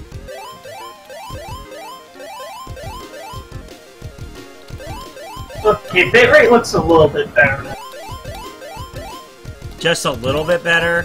It's better than before. I can tolerate it. Fine. Trust me, I've seen a lot worse. Don't worry about it, kiddo. I mean, either I bumped it up that high and caused other people connection issues, it's only a little bit better. No, I can tolerate it, kiddo. I think we can tolerate it. It should be fine. Don't worry. Don't fret about it. I haven't noticed, like, much, like, tearing on my end. It really only seems to happen on the commercial breaks. That's really when they notice the bitrate gets out of hand. Other than that, it's fine. Yeah, and since they're fairly short segments, I don't think you should worry about it Yeah, it's not that. Unless, I think maybe the only other part that might be playing with the bitrate a bit is perhaps the hub world with the stack in the background, but even then, it's not really that big of a deal either. But yeah, I would have to say that pirate stage was a lot easier than the, Cave Cat. This is actually the first level of the PC version. The pirate stage was a lot easier than the Dracula theme stage. Yeah, so I'm surprised that. So I get perfectly well what you were saying about balance issues. Yeah, I'm surprised that the Genesis version started with that stage. Also, I will say that you can hit those trees and get some extra lives from there, some food for more hit points, and also coffee cups, which give you invincibility. Well, I tried hitting a tree and it just threw a rock on my head. Sometimes you have to hit a tree multiple times. But then again, you don't have to, it's just the effect. Yeah, like a coffee cup. I definitely saw a coffee cup earlier. Yeah, that's for invincibility. And you got yourself an extra life. You're actually doing a lot better at this than I actually anticipated, honestly. I thought you'd be having the big thing was getting stomped on that first boss for a while. Like, yeah, after this, it was kinda but, you know, it wasn't, like, bad. Admittedly, I can understand how a lot of kids back then would have had a hard time with that, because I remember reading the comments for a YouTube playthrough of this game, and people are like, that's how you defeat Count Slobula? Like, everyone was, like, surprised when they found it. In fact, I know a lot of people that just put down the game because of that first level. What the hell was that fish? You have to stand on top of it and use it as a platform. Oh, I see. What a dick pufferfish, oh my god. It didn't seem like there was any actual water mechanics there, was there? I don't think so. Thankfully, Garfield doesn't have an air.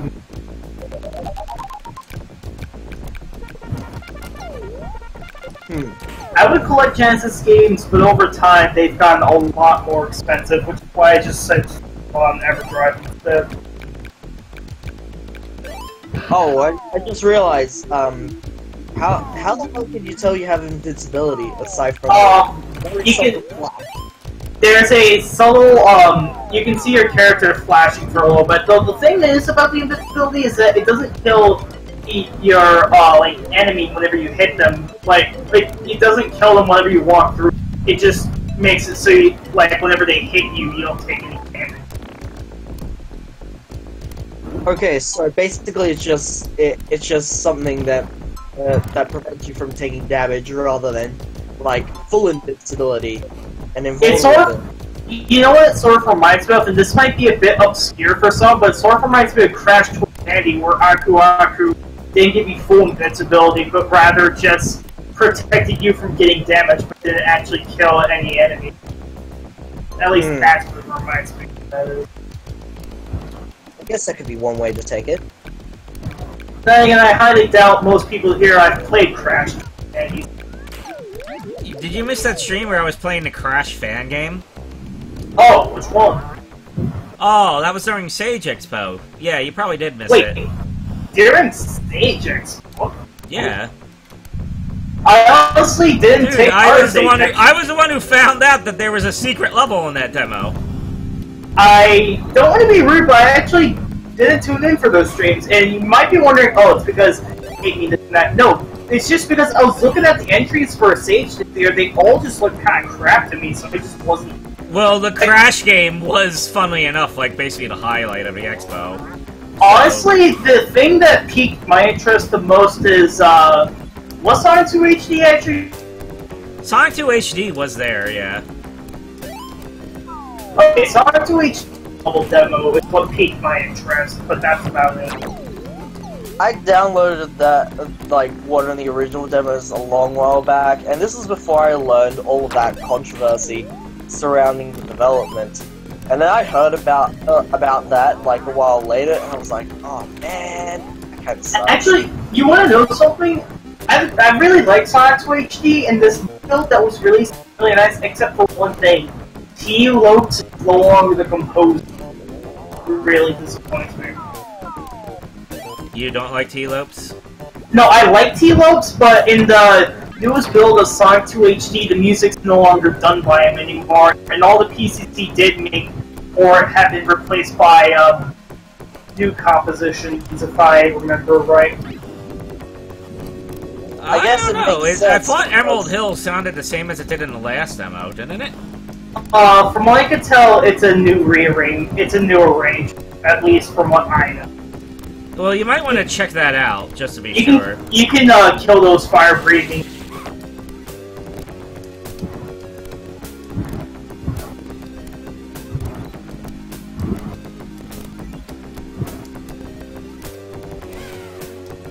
What was I gonna say? Actually, I don't know. Yes, I'll take. Yes, we know. I don't know. I can't think of anything to say, right? Except for the fact that, yeah, this game isn't really that bad in my opinion. It's just that the difficulty curve, like once you get past Count Slaughter's well, I would say level, it's generally along the quality of Genesis Aladdin, give or take. You know? That sounds about right considering the tech behind the game. From what I could tell, it was sort of done in a similar manner with, you know, like hand-drawn sprites and whatnot, you know, similar to, like, Earthworm Jim. If you liked Genesis Aladdin, this is probably up your alley, but... Yeah. Yeah. Speaking of which, isn't or was Genesis really the console of, like, hand-drawn stuff for the games, you know, like hand-drawn sprites and whatnot? That's the console Well, I'm thinking that's just like the Western devs really pushing that more than anything. Like the Super Nintendo was just as capable, theoretically. Super Nintendo also did that, but really the only game I could think of that really did that was Earthworm Jim. That's about it. There was also the Lion King. Didn't they have actually, Lion King was done in 3D. They're pre-rendered 3D sprites. Lion King? Pre-rendered? Yeah, I actually learned that from the dev plays of Lion King that was on Double Fine's channel. They were talking about how the sprites in that game were actually pre-rendered 3D models. And also, you remember the Stampede level? How the heck did you get a pre-rendered 3D model from that weird crap we saw in the prototypes? So, I have no idea. Disturbing, I guess? Also, you want to know something? Disney themselves was saying that the Stampede level was impossible, and literally, right when they were talking about it, they showed off the Stampede level, and Disney was all like, okay then. That's literally what they said. Because they did not think they could get the Stampede level running at all Genesis hardware, and admittedly, I would have probably thought the same thing too, honestly, because you gotta realize I thought they meant like impossible to beat, which would be a fairly different anecdote entirely. Actually, no. If you ask me, the thing that pushed Genesis the most, and this is sort of debatable, I guess, but in terms of games, in Earthworm Jim 2, there, Pitfall and Mayan Adventure, that game also is similar tech, as well, if I'm not mistaken. That's also another thing. What was I saying before that? Oh yeah, Earthworm Jim 2, there's a level called Lorenzen Soil, where you drill through the dirt with, what's it called? A drill gun, and apparently that level actually nearly didn't make the cut from what I know, because of the fact that it does sound like a very so technically bad. complex level. Yeah, because according to an interview, you had to do a bunch of math calculations and whatnot in order to get the level generated right. In fact, I'm honestly surprised they managed to get it running on the Super Nintendo, considering how the Super Nintendo is essentially an Apple II GS, which didn't exactly have the highest. For Tyrannosaurus Rex.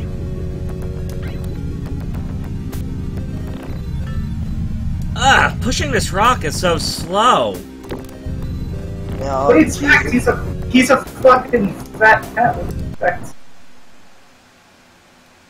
Also, why can't I just jump up and bone Odie? No, I need to rephrase that.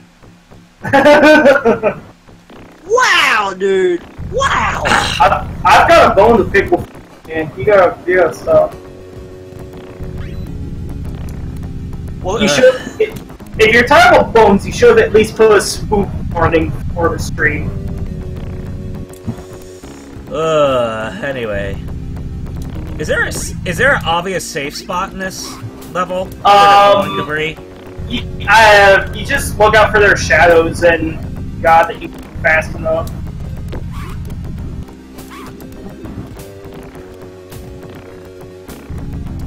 Oh, I need to check something. I'll be right back. Yeah. It's difficult to look up those critter shadows where I'm pushing a slow-ass rock. Yeah, I know what you mean. And whenever you get hit by Odie, it looks like it takes up hit points. That's not fun. If you get this... From my adventure, comparing this game to that kind of quality. Hitfall: The Mayan Adventurer is actually a pretty good game on like the 60-bit platforms. In fact, there's a PC version that's actually really good, but is really hard to run on the modern computers because they actually redrew all the graphics for 256 colors and whatnot, but really only runs on Windows 95, similar to the PC version of Earth Engine, which got similar treatment as well. So essentially, you have to run a virtual machine to run on modern hardware. You can get it running on modern hardware, though music won't right due to the fact that I don't know. And also, some sound effects will sometimes cut out. Sometimes, so it is possible to play on modern machines, but can be a little bit finicky. Also, make sure you play in 256 Hello, color Slim mode. Gamer Man. That rock did not hit me. That's bollocks. I could have sworn you said Bedrock, and I was literally about to say next game you should play is Flintstones, the mission to rescue Dino. Oh, if you know your memes, you know why that game is. I really don't understand that whack-a-mole thing. I think it corresponds to 6 buttons. Oh. So how the heck would you even play that on a 3-button controller? I don't know, like, maybe like press up and down, and then a button? At least that's what I think. I could probably check the controls manually. Collect 25 Streak, Speeds by Garfield the Lazy Cat. I seriously want to know who the fuck made the art for my profile picture, because you guys probably can't see it, but like someone morphed like Garfield art into one, and it's a really thing. Ah, yes. Like, yeah, I want to know who made that. Like, I mean, at least it's not like some of the shit Ken Penders. Casablanca. Yeah, this is one of the levels that's Doxbox. Oh god, that sounds terrible once. Whenever you use it, all of your info gets uploaded online. Yep, here's the film noir. Oh my god. I'm gonna say this right now. Me and my friend was playing this game the other day, and my friend was all like, "Is this a reference to LA Noire?" And I just facepalmed so hard. Oh and I was my like, gosh. Can I just say this? Oh god, this stage is kind of hell if you don't know where the hell you're going. Because, like, navigating these doors to the right door is very difficult. Well, I already feel like I don't know where I'm going. It's basically a maze, isn't it? Yeah? Good luck!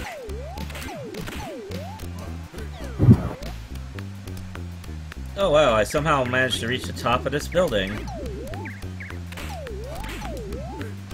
Slim Gamer Man, yes.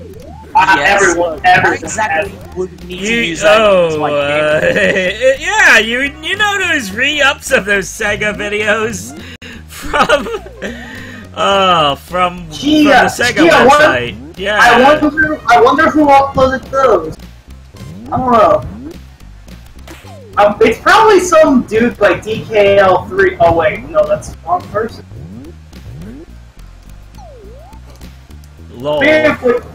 Speaking of which, he actually got banned for uploading something the there, so all the shit he has archived on there is gonna be gone next day or something like that.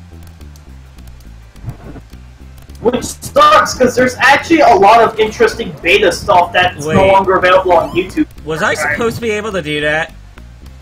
Did you just go behind a fence? I went into the fence. I don't know if that's supposed to happen. But then again, judging by the dog in the foreground, yeah, I think that's... I was about to say, I'm very sure there's a way to get, like, to get there normally. Yeah. But I don't know if that was the intended way. It doesn't look like a bug, but yeah, I don't know if that's... I mean, whatever. Just really confusing. This level is really confusing. Admittedly, I've never completed this game before, so I should have probably had Oh god. way through the game. I'm gonna try to do that weird clip I did again. There! I did it again! That is... I'm pretty certain that's a glitch. I'm not fake. It looks like I clipped right into it. Yeah. There's probably meant to be an intended way you're supposed to do that. That is not the intended way. Yeah. I might try that later on in the PC version. See if that also happens there. I mean, maze level great. That's debatable. What was I going to say? Yes, Mario Odyssey is going to be game changer, most likely, yes. I don't know. That's probably what... You know, I'm going to say right now, and I guess... so, my brother was offering me a $700 gaming computer for Christmas, and guess what I'm getting instead? I'm getting a Switch, and, you might be wondering, why would I choose that over a gaming computer? Okay, the weirdest thing about this maze is that I could go in a door, then I can go back into that same door, and it puts me in a different spot. So, it's not a logic-oriented maze. It's very whack. That sums up this whole game in general. I think there is actually logic behind it. It's just that it's not where you expect it to be. Yeah. I mean, hey, at least it's not as confusing as Count's Lobby.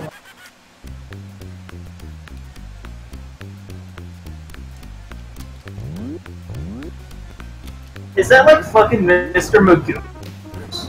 Yeah, it does look like I'm being attacked by Mr. Magoo, doesn't it? Yeah. Like, why is Mr. Magoo after Garfield? Good question. I think I remember the boss for this particular stage being pretty funny.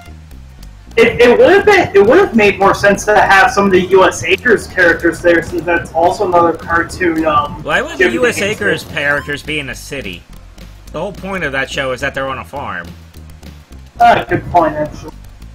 But yeah, I'm surprised they even make a cameo here, because actually, no, then again, Garfield and Friends was over around the point this show came out. I believe U.S. Acres stopped also at this point. I wouldn't be surprised if Deke had some kind of ownership over them. Deke? No, that was actually owned by Paul's, which is Jim Davis's own company. Oh. Alright, arrows. I hope these arrows are guiding me in the correct direction. Hey, I mean, at least the arrows are there in the first place. What's happening here? Oh dear, it's one of these balls! Next game you should play as Balls 3D. You've already done your request for the night. Also, I think we've found out how to get to the fence. Also, before you ask, no, I am not suggesting Balls 3D for your next game. Well, if you were suggesting a game, what would you want to see him play? Hey, does anyone want to go back and read the description for Balls from the Sega channel? I would have to extract the files, but like... Just load it from the ROM.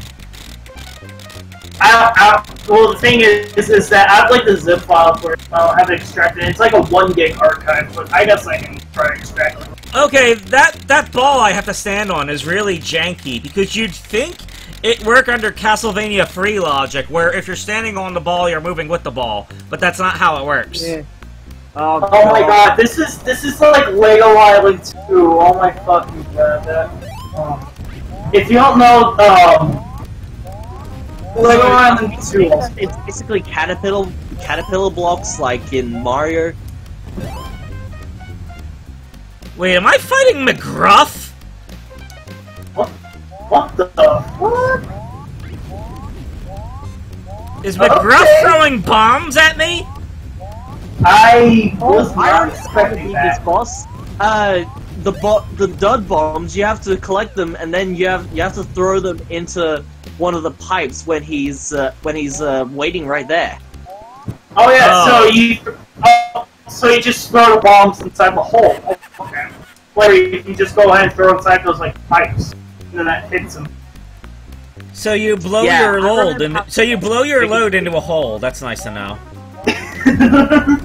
I mean, that's one way to put it. Yeah, pretty much. But yeah, that totally looks like Scruff McGruff. I wouldn't be surprised if it was, honestly. I mean, So what was I gonna say? Oh yeah. Only you can take a bite out of crime. So, oh yeah, fucking, oh god. Now I'm having flashbacks to 2000, like, I can't remember what year I discovered this, but I'm thinking back to the Ultimate Showdown of Ultimate Destiny. Such a fantastic part of the internet. Wait, what did you discover in that time? Well, one of the lyrics in the second verse is literally like Scruff McGruff took a bite out of crime. Oh. Well.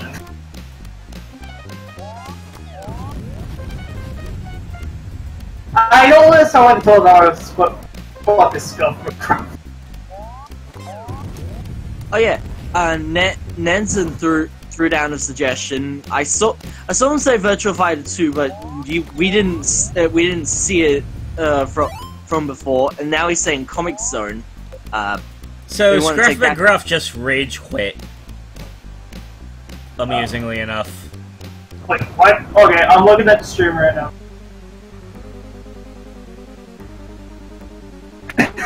He did. Wow, that's such. It's like fuck this shit.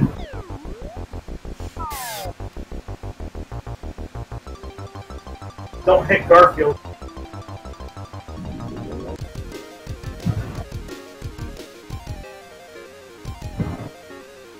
Blue streaks, speeds by Garfield the fat cat. Speaking of which, this is a bit unrelated, but you know that show Adventures of the Hedgehog? Yeah. The reason why the Shop Factory set is so rare is because apparently that was exclusive to their website, and nowadays it's nearly impossible to find a copy. And apparently back then, if you wanted a copy from like Amazon, it was like 80.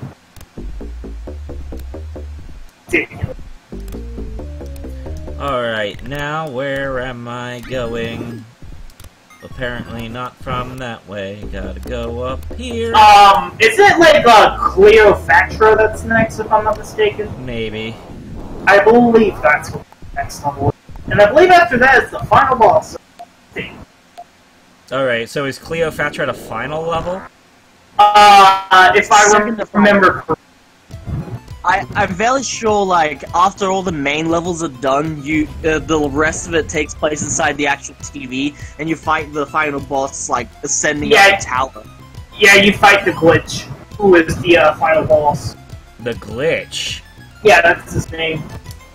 Why would there be a glitch in a TV? It's not a video game. I'm thankful for? I'm thankful for the fact that your lives get reset each stage, like... Oh, you mean your hit points? No, I mean his lives, because he's still got 6. No, I believe those are kept from stage to stage, if I'm not mistaken. Hmm. Because might be. It's just that, very coincidentally, he started with 6 for the past, like, 2 stages now. Well, he originally started a game with only 3 lives, if I'm not mistaken.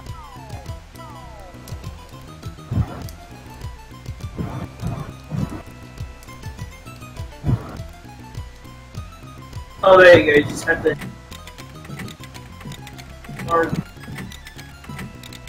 This is a weird puzzle. So, oh my god, this... I remember the boss for this stage being particularly because it's like... Wait, have you played this game before? I have not played it Why before, is it hard but stop the there? reason why I know so much about it is because of the fact that I've seen a stream of this game before. It was Proton John was playing it, as I said earlier. Ah. Okay, this puzzle's a bit of a pain. Entire game. Wait, I have an idea.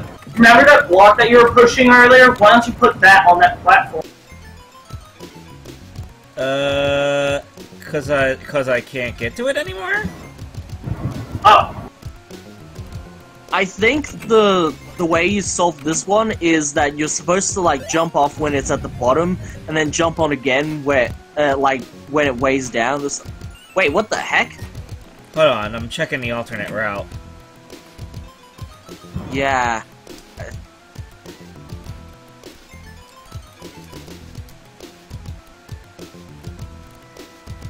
Can I hit that from here? There we go. Maybe lighting that torch does something. Maybe. I will say the graphics for the game are actually pretty good for Genesis. Well, like I said, it's done in that style, like Aladdin and whatnot. So, yeah. Yeah. That game. Also, speaking of colors, did anyone see that video on Game Hut's channel that had an image with their display up to 512 colors like that? Yeah, I really don't understand that puzzle. I don't know how to clear it. I'm fairly sure I... Wait, did I just see a mallet in the wall? Does that have anything? Maybe. I think that's later in the stage. You mean you made this request and you don't know how to play this part? Shut up. I think you're starting to get it. You just have to jump off at the right time.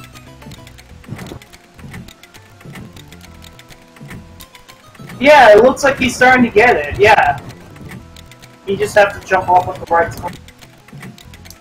I don't have the timing down pat yet, though. I think you have to jump off earlier than you currently are. I almost got a full rotation there.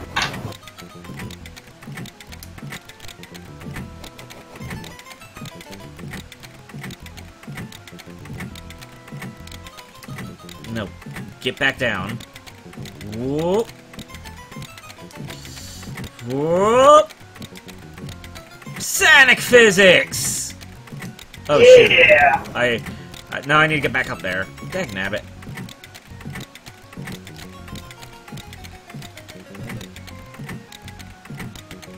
Wow, what a mechanic. Yeah. Alright, I got past it. Whoa, that took a lot longer. Well, I'm sorry, I didn't expect a puzzle like that in this game. It came out of nowhere. I think it was supposed to be solved, maybe in a different method, but... Hey, whatever works.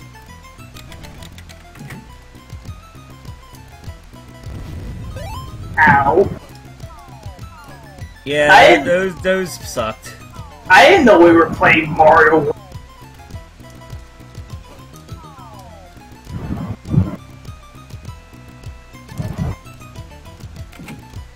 Actually, speaking of Mario World, you should sometime on a stream try out Mario World Randomized. That gives pretty interesting results.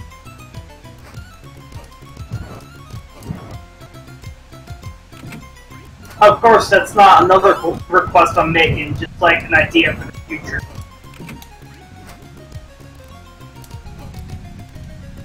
Am I stuck?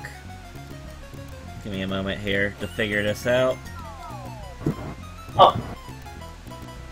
Is there a run button or anything? Like, what am I doing here? Push. You were pushing a block there, Warren. Oh.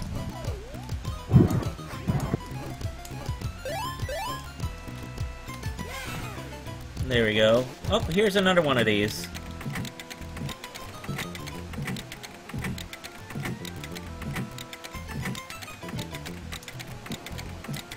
Sonic puzzles. Sonic puzzles. It's not Sonic Eraser.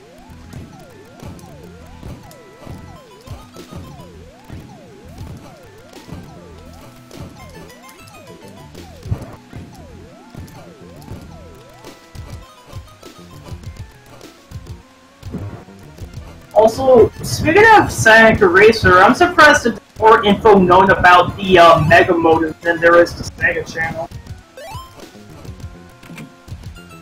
Well, now we got a good amount of Sega Channel info.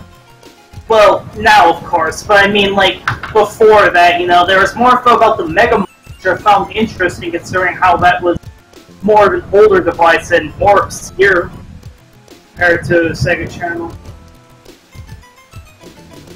I'm just surprised that those data... I found the boss... Was it? Oh, well, I found a teleporting room, so where am I now? I believe each level in the game has 2 parts. This is the boss. This is the boss. This is a giant boss. Wow, it's a Sphinx version of John Arbuckle. Oh yeah, that's right. Wow. And there were, what was his name again? Oh, fuck. Odie? Oh. Yeah, oh, there was Odie, there he is.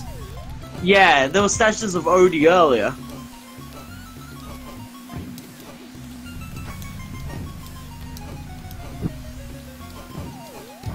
By the way, those flies, be prepared to spot them a lot. Yes. There are a lot of flies, and they are annoying. Well, at least it's accurate to real life. I can't remember what you have to damage. I think it might be that gemstone in the center that you have to. That's probably what you have to center. I mean, attack.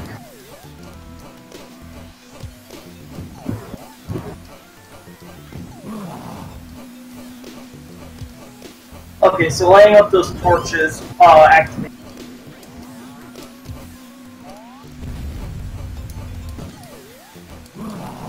I'm surprised we still have 4 people watching.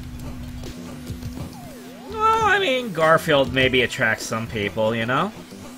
It's Garfield, yeah. you know, and it's a solid Garfield game.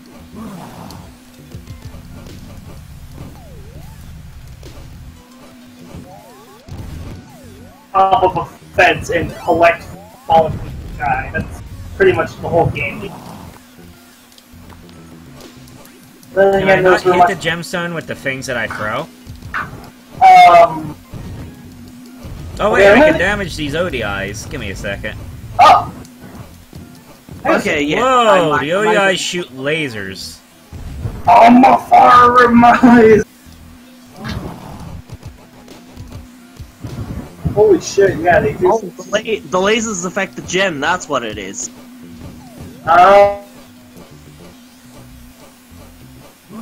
Very trippy. Can you hit Miss?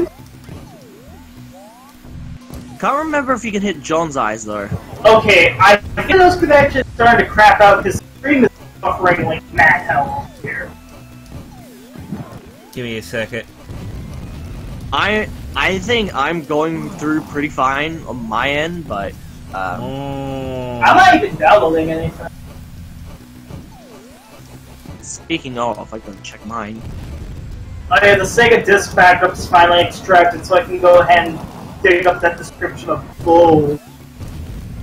So yeah, now John is low enough that I can whack at his eyes. And flies. His eyes and flies. Cleven.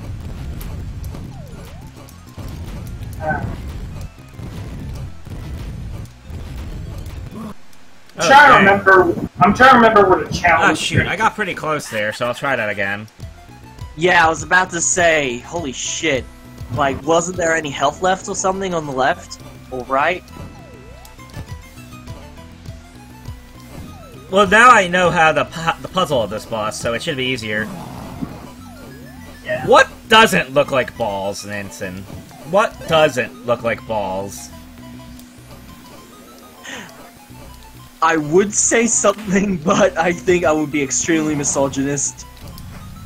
I've heard a lot of bad things, so I highly doubt what you have to say is that bad.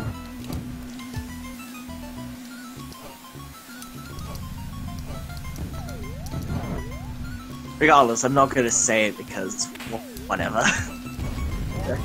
Probably because Kiddo would probably murder you for say so. Yes.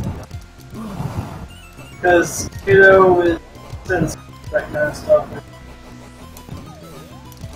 Yeah, if you already know what you're gonna say is bad, it might be a good idea not to say it. But that's what makes it fun. It's a case where once I'm having second thoughts. Oh yeah. Also, I guess there's the food that I was mentioning earlier. Man, these flies are the absolute most annoying thing. Yeah! It is the last level before the final boss, if I'm not mistaken. This boss took a while for John as well. Or at least Kiddo seems to know a bit more of what. I think I figured out what to do fairly quickly compared to the Count John from before. And then John is like a professional person that does this all the time. He's like. I would like to note that John is a professional entertainer. That doesn't necessarily mean he's good at the games that he plays. He does have a lot of them, though. Actually, no, that is entirely the reason why he's not exactly good at most games that he plays, because he's got a lot of them to go through. I just saw a huge FPS drop there. I think that might have been game slowdown, actually. Yeah, that was game slowdown. Yeah, that wasn't the stream. That was just the game. Isn't there like food in one of the corridors that you haven't grabbed yet? I don't know. Might have been an Ankh, actually. Oh!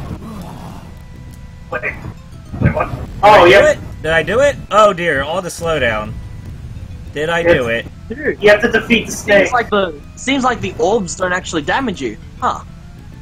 They do, but the collision is whack.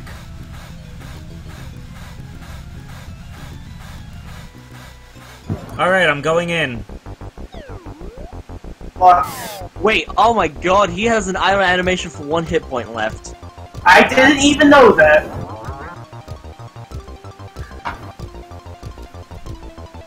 Good luck, dude.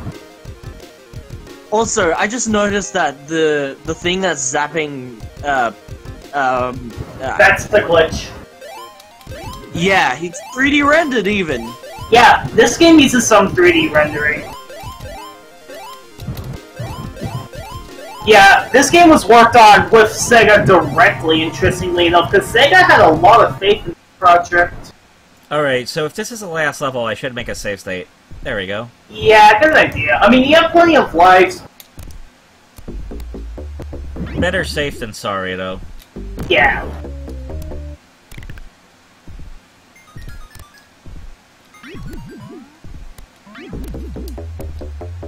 I must say, this is going along a lot faster than I expected.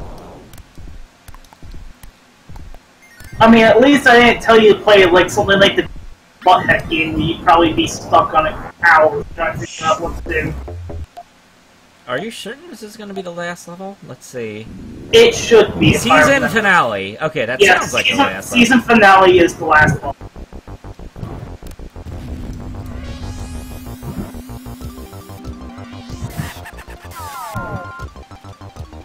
So the game is telling me to push these, I guess. Oh yeah. This is basically one giant boss fight. You have to reflect like the attack back at it during this phase, and then you ascend and push the panels through it again. Yeah.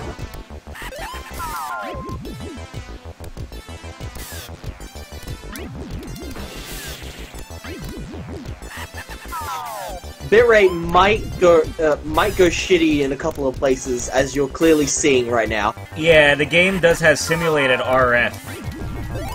So it doesn't help that we have an RF filter.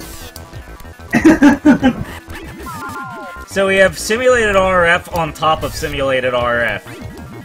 Yeah.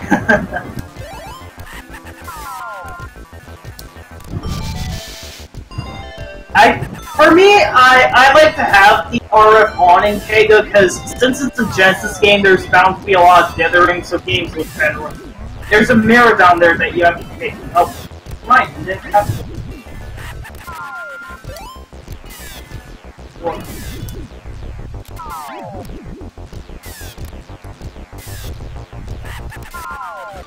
Some of these mirrors are just hard to reach, you know what I mean? Yeah. Yeah. That one in particular to the left, it's like... It looks like I can reach it, and then the game trolls me. There we go. So whose suggestion are you gonna take next after this? How about yours?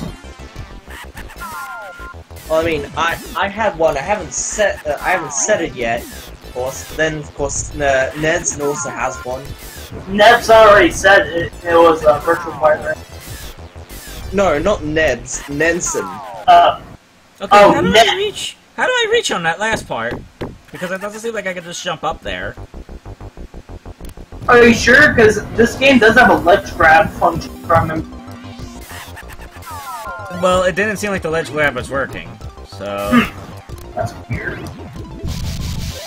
Try to get all the mirrors this time, like... Don't all the mirrors.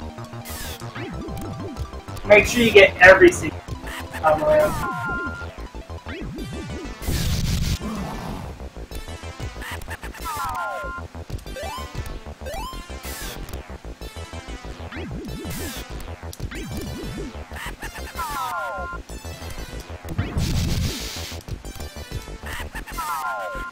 You missed a mirror. Oh, wait, you got it. Never mind. Yeah, you got it this time. Okay, so just as a reminder, Nenson seemed to request Comics Zone. Yeah, and then me, it was basically P-Cross. P-Cross.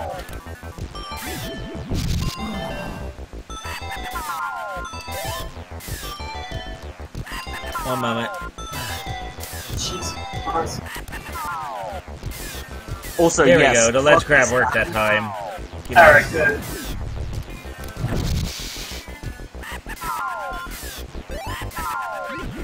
I hate how that breaks your jump when he hits you like that. Yeah, that...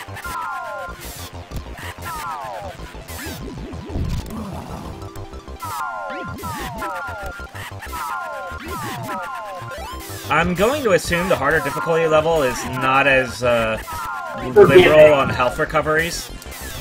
That and the arrows are gone, so you have to figure things out on yourself. Which, for this kind of game, isn't hard to figure out what you have to do, though. If you're a young kid, chances are you're probably going.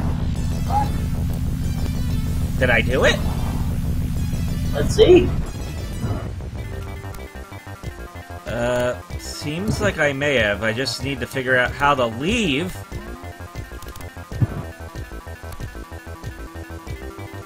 Which would be easier if the ledge grabbing wasn't broken and, like, failed to work half the time.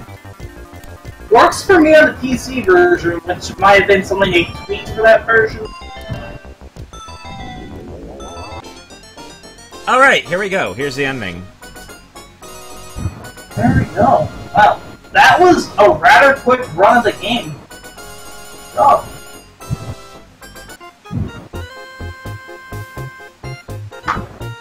And he wants to do it again. No, Garfield. No. Bad cat. Overall, I'd say that this was a pretty decent license.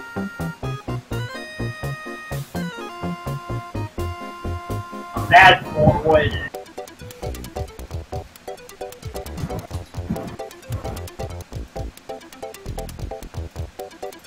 I could certainly see, like, I could certainly see a kid spending hours on this game back then.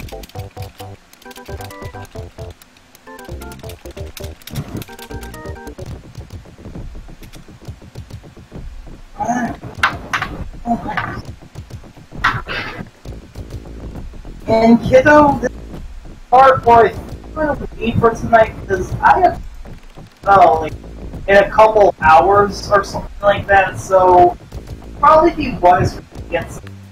So I'm talking, right? Thank you for taking my request. Alright, so I'll be talking to you guys because I'm gonna have some tomorrow, okay? I think your connection's dying out. I think he's basically saying that thanks for taking his request and whatever, because he has to work. Alright. I have school tomorrow. I understand. Well, that's good. Alright. It's also good that I actually got around to playing this game, so that I'm ready to check out the lost levels if the Sega Channel jump's ever found. Yeah. Alright, I'll talk to you guys later. If you have another stream, I'll try to see if I can join it. Alright, see you soon, guys. Alright, see ya.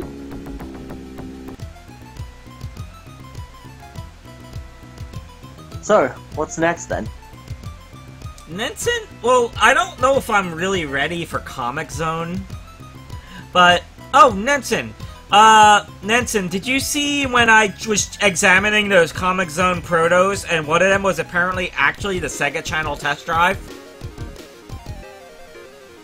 Like, the Sega Channel test drive for Comic Zone? Oh, test drive. I thought you said touch drive, and I was like, is that a different peripheral we've never heard of? No, sorry. Sorry, that's basically what Sega Channel called their distinct game demos, you know what I mean?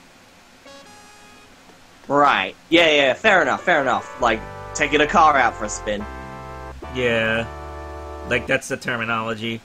Alright, so let me see. I have it around here somewhere.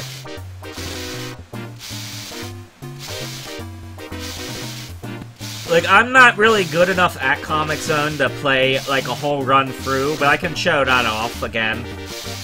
I'm not sure if Nenson's seen it.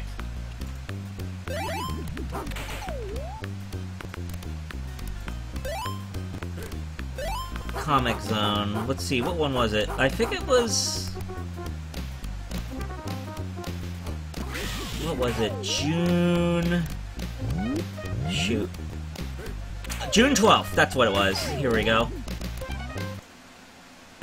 Test 1, 2.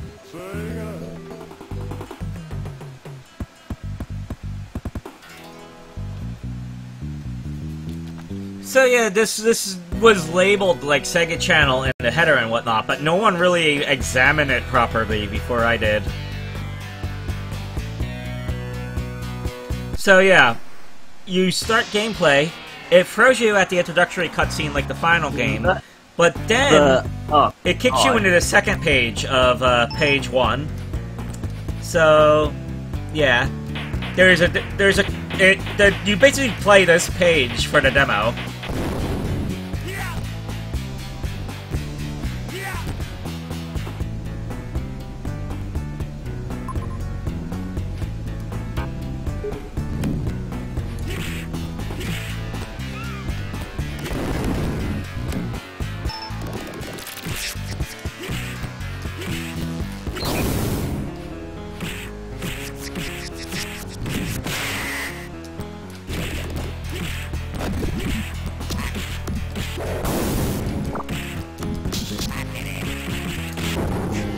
those low kick combos.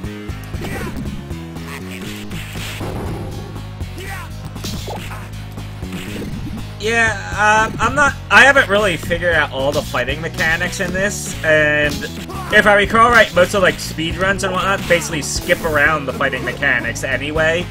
Like, they basically find ways to, like, not get into prolonged battles with people. So, but it does seem like it has interesting fighting mechanics. But most of the encounters are generally better to be solved by, like, puzzle-solving mechanics, you know what I mean? It's also very stylistic. Oh yeah, this game oozes style. Like, what a pun. Fucking, because it reminds me that Nansen mentioned earlier that that Hughes and Comic Zone were supposed to be on the original Sonic Mega Collection, but they weren't because of the ESRB. Yes. They made it into Sonic Mega Collection Plus, I remember.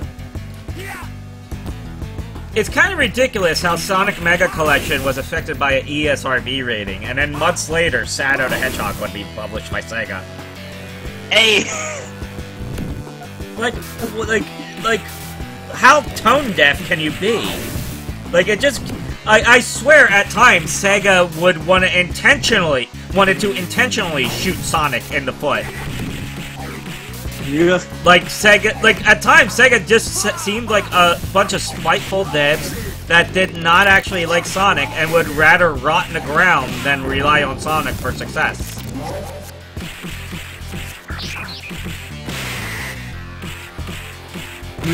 That, I guess you would say that was their, like, early to mid 2000s mentality? Maybe. Because I'd say that Sega have probably, I at least hope they would have, grown out of those ways by now. Yeah, that's the term they use, Nansen. So yeah, this is the Comic Zone test drive.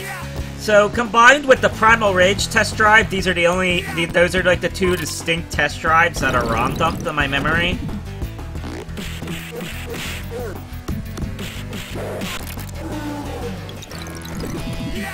Oh, Nenton's really behind on Twitch. I'm sorry. Yeah. I'll give him time to catch up. I mean, by the time he hears us talking about that, we might actually be done with this. Yeah, by the time he hears what I say here, I might actually be done with this demo.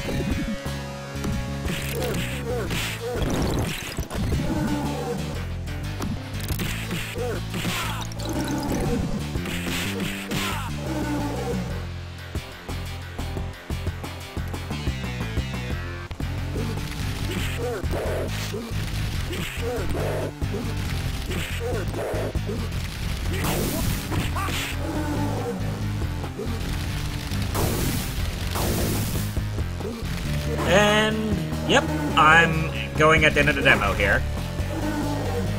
Toasty!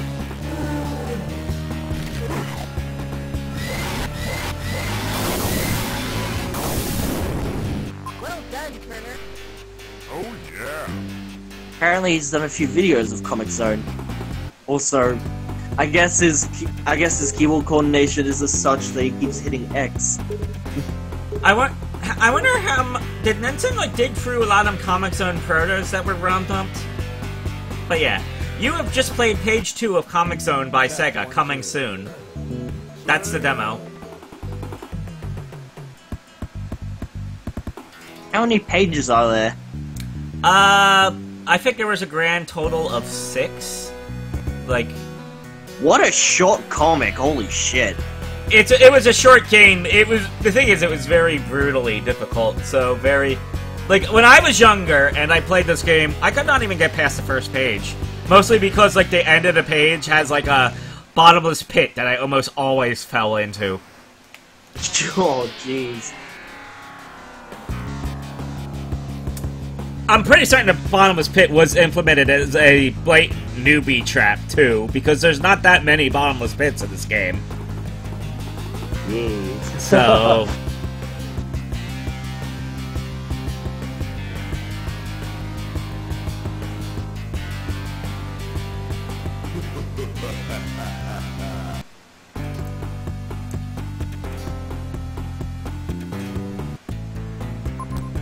I remember when I was seeing a Twitch streamer who was trying to learn how to speedrun the game.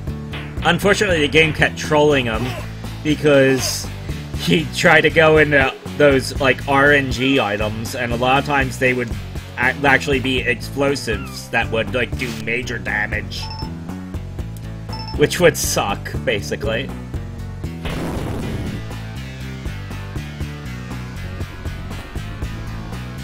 Oh! Like, what I just saw on stream there. Okay. No, that one was pretty preset, I believe. But there are, like, RNG items later in the stages. I like how you just punched the... I realized that because of this, I like how you just punched the door down. Yeah, you can punch the door down. It sacrifices health, though. Like, if you're punching something and it's not an enemy, it will usually cost you health to punch it, for some reason. So you can literally wear yourself out to death hitting a wall. Right, so... That's one of the things that makes the game difficult in some manners. Because, like, you generally want to try to save your health for, like, boss encounters where you know you're gonna have to fight. You know what I mean? Yeah. Although, generally, there's also, like, puzzle solutions to those as well, but... Even if there are puzzle solutions, you may end up being in a circumstance where you actually have to, like, punch and kick them away, so, you know... You don't want to be losing health to things you don't have to lose health to. But, you know...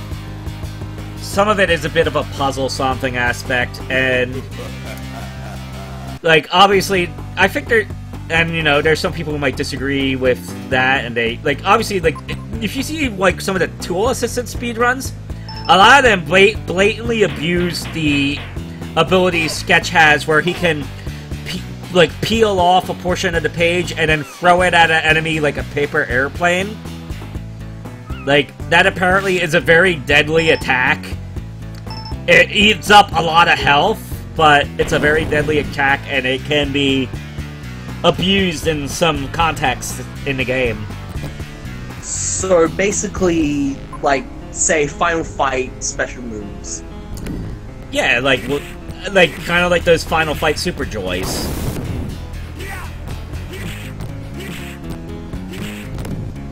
Oh, Ninson's talking about unused music. Hold on. Ninson's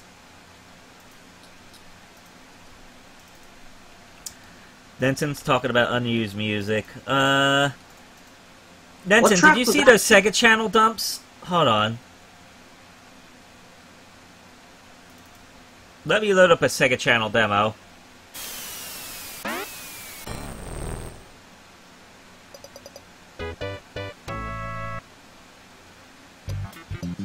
I might want to go into Twitch chat because I'm like so behind on the stream. I don't know though. Yeah, you might have to. In that case,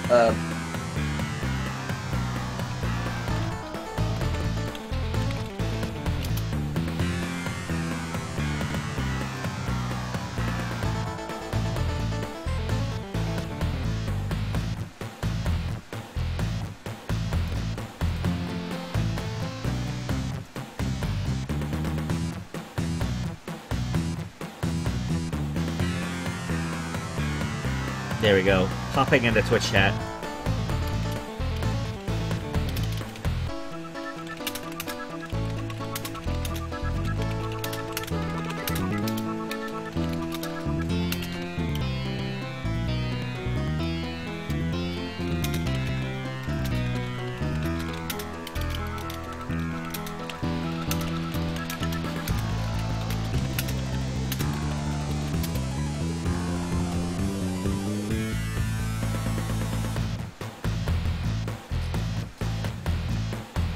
hang on.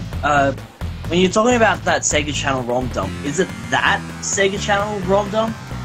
Well, not one specific Sega Channel dump. There was like back in July or so, there was like a huge whole like Sega Channel disc drive. Dev disc. Yeah, thing. And it was loaded with Sega Channel binaries and like Sega development tools and whatnot. And it had like extra Sonic Crackers stuff that people.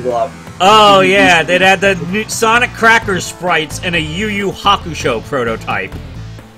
Yeah. And the Yu Yu Hakusho prototype also had Michael Jackson Moonwalker music as placeholder. Ah, yes. Like that was like that's basically the gold mine of the year. Nenza says he hasn't looked into the ROM. Oh man, I mean.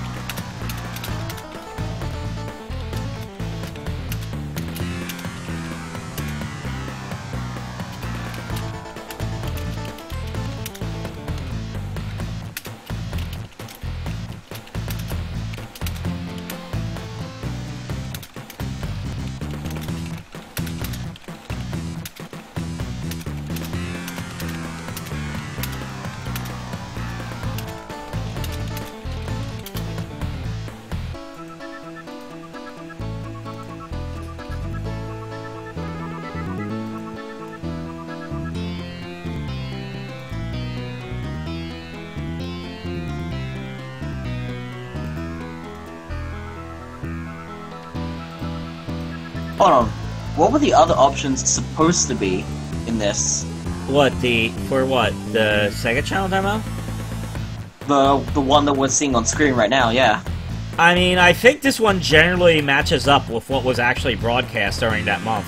Outside of maybe the contents of the Express Games category, I'm not entirely sure. Apparently, Express Games change depending on region, so you may not have necessarily had Adventures of Batman and Robin. Okay. But yeah, most of the other stuff is fairly...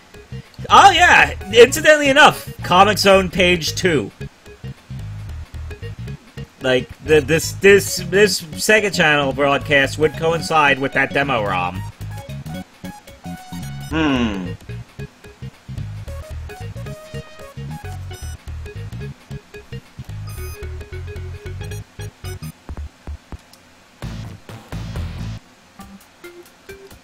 And yeah, there's a, like, as you can see, like, is body count? What region was body count on? Oh! Here's some stuff I'd like to find someday. Earthworm Jim video hints.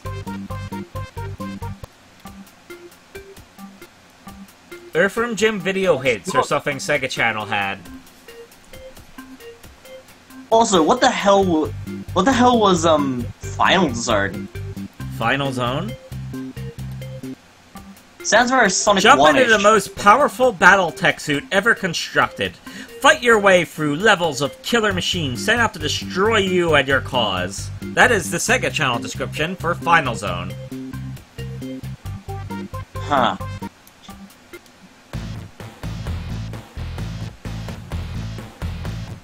Three-minute delay. Well, it's not as bad as it was, I guess, in previous streams, which was up to 10 minutes.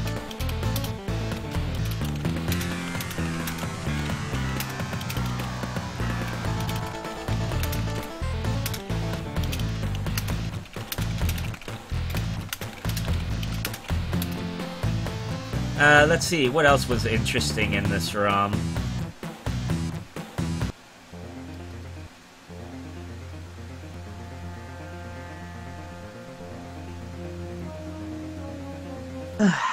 While you're exploring that, I guess I'm gonna monologue a little bit. Yeah, watching more Gundam, what was I most recently watching? Turn A I've been going through, and getting back into Double Zeta because I feel like So let me load some other demos to show some other things I'd want to look for in regards to finding Sega Channel ROMs. Okay. Like, this is the stuff, like, I want to look for down the line, like, for future reference. I should probably write this in a list somewhere. That Sega channel. That Sega channel looks. Well, that Sega channel. What do you call it? The thing looks really snazzy. Sega channel had quite the style to it. Hello, Handlebar. I am doing Request Live, but we're kind of pausing for a bit because we're out of people able to take requests and I wanted to check out Sega. I wanted to show Nenson.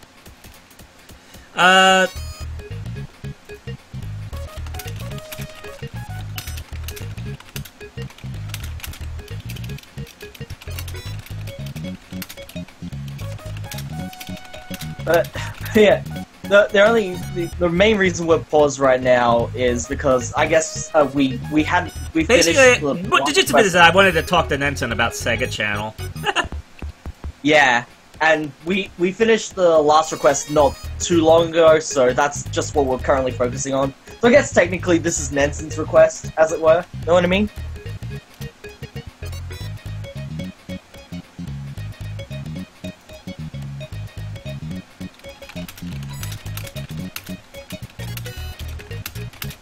Oh man, what was it supposed to be about, Handlebar? Aside from, wrestling.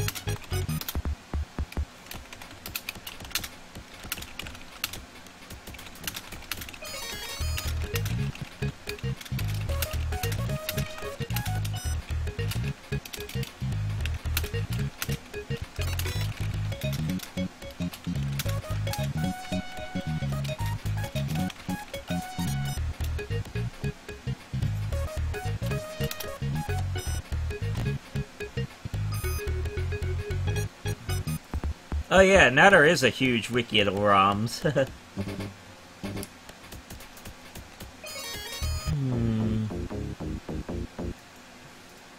Hold on. 0295.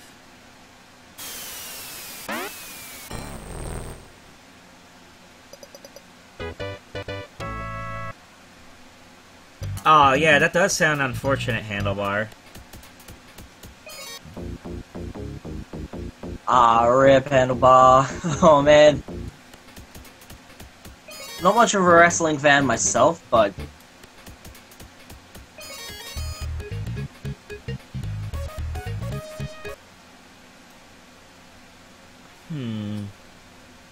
Got Crystal's ponytail. Yes, it's baffling how frequently that was on Sega Channel. If I recall right, you could probably just get the... Get the what? Hold on.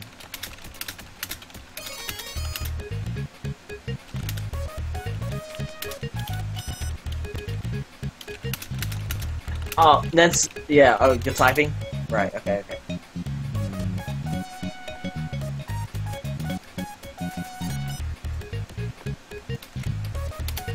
What's with this Valentine's Day looking menu, by the way?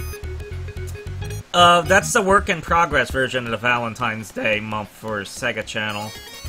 It's work-in-progress because they didn't update Sega Pat. Ah.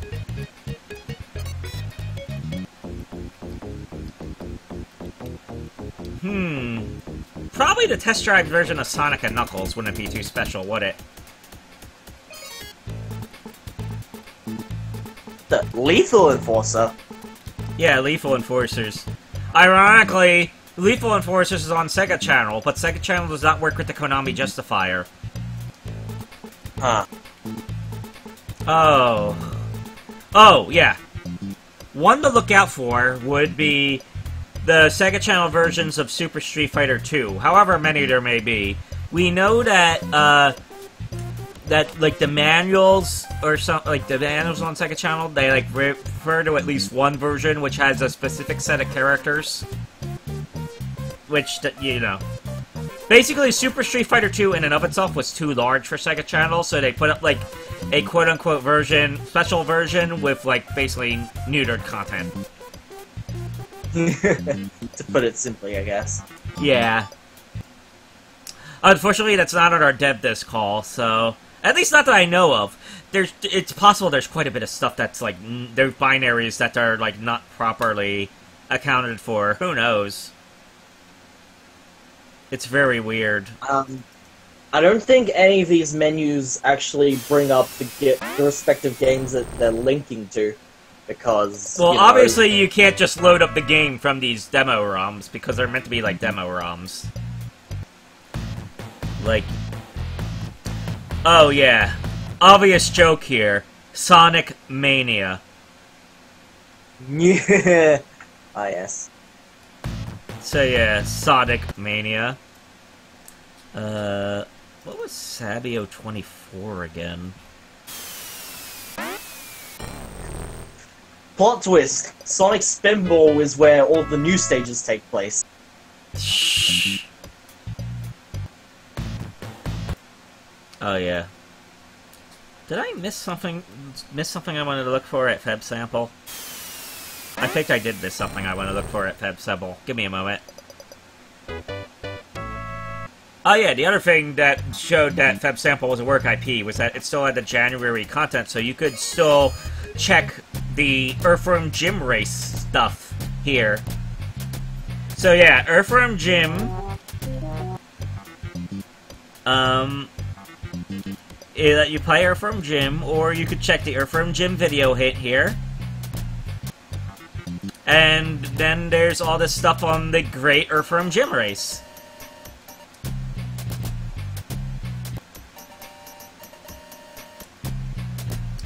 Unfortunately, I didn't see the Earthworm Jim race ROM in the set, so...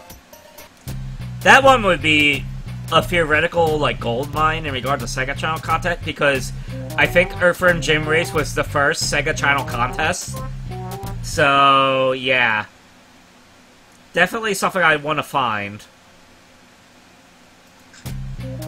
Oh god. This is reminding me of the last time I was watching Personal John's stream, and they ended with FM Jim 3D, and they showed us he showed us one of the boss fights from that game, which is really terrible. Oh. It's the fight against Earthworm Kid. Oh, here's another thing that's interesting. Berenstain Bears Sega Pico demo. Sega Pico demo? Yes. What? Exactly. What? Only on Sega Channel. Preview the new Pico game Berenstain Bears A School Day. Run the obstacle course or 2 other activities in this game made for Sega's Pico educational toy. Sega Channel description. Wow. Like, it makes me wonder, how the hell does that work? I guess the ones that they have available in this preview are supposed to be the ones that ran only with buttons rather than the stylus. Or maybe they work with the Mega Mouse? Who knows? Like more significantly, like, wouldn't they... Like, they probably need to recompile the game in some manner to work properly on a Sega Genesis. Like, even putting that aside, you know? Like, I'd be really interested in grabbing that demo. Like, it probably teaches us a lot about, like, this, like, the compare and contrast between the Pico and the Genesis. Like, what you'd need to do different, what would be the same, like, you know? Yeah. Mega Bomberman. If you ever wanted an excuse to blow things up, here it is. Play against up to 3 other players, or play by yourself to achieve victory. Hold on. Can you go? Can you hover over in the menu prior to the description? 4-player. Out. It is. Yeah. Yeah. The Genesis and Mega Drive don't naturally have 4-player control support. Do Bomberman games are normally compatible with a multi-tap of some degree. That's what I thought. Because like the consoles themselves don't have that function, do they? Not in and of themselves. Yeah, I know. Mega can be a pain at times.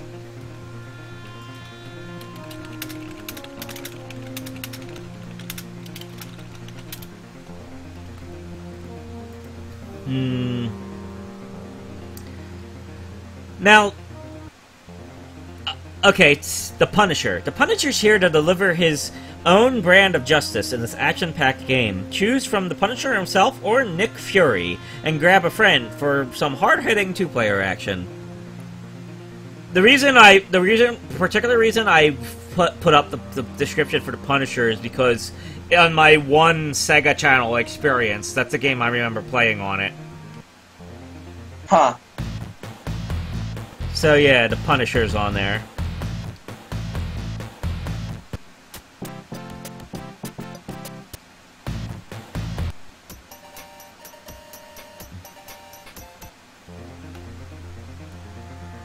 Oh, wait.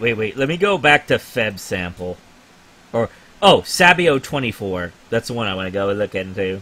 Hey, Cheeky Boys? What the fuck is that? Isn't that a Capcom game?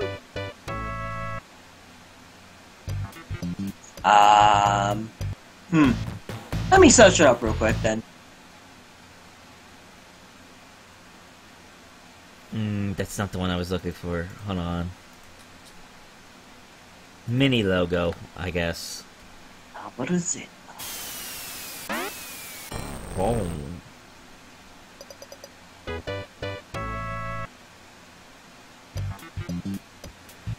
Cheeky Boys, aka Mega Twins.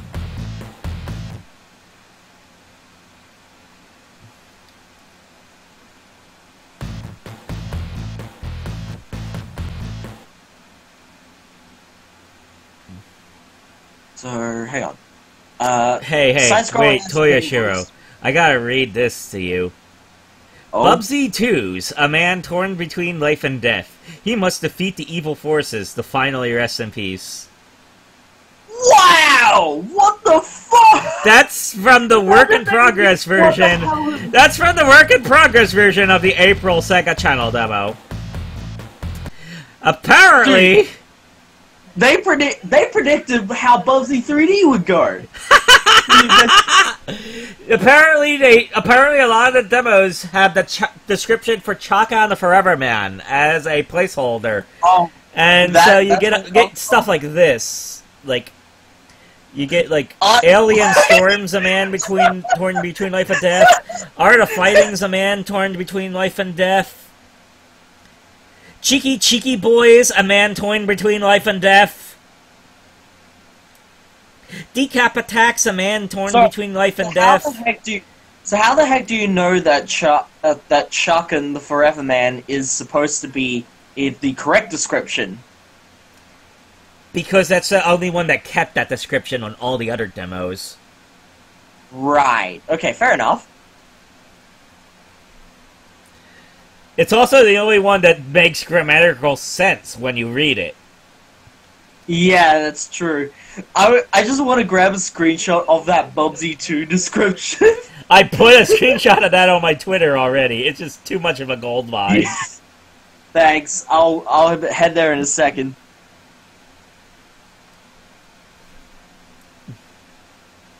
It might be old, but it might be like buried in my old tweets by now, but it's there somewhere. I should probably make a fresh screen grab of it, just for its own sake. Because that's just too good. Bubsy 2's. It's not even Bubsy, it's Bubsy 2 being the man torn between life and death. Yeah. Bubsy 2 was torn between life and death, and the end result was Bubsy 3D. But apparently they were still torn between life and death, because that new Bubsy game's still a thing.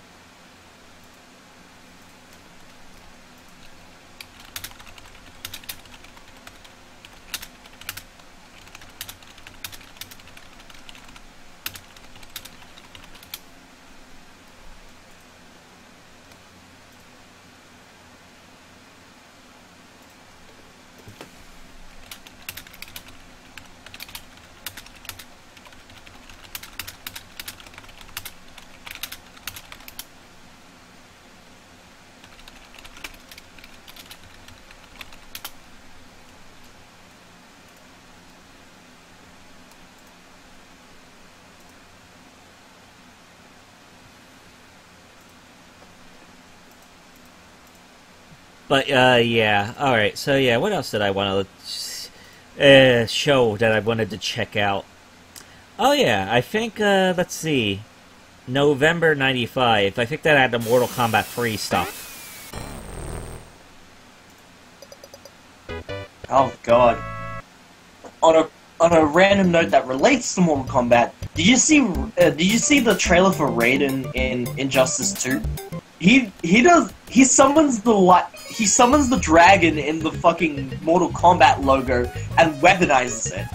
Okay. But yeah, there's a Mortal Kombat 3 test drive and a Mortal Kombat 3 contest related to the test drive. Oh, so that's another one that I'd like to look out for. Contest with a K.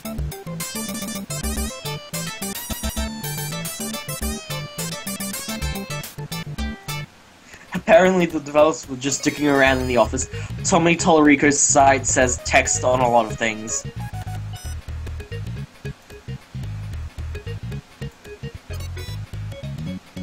Alright, I'm almost done re-downloading the Sega disc backups.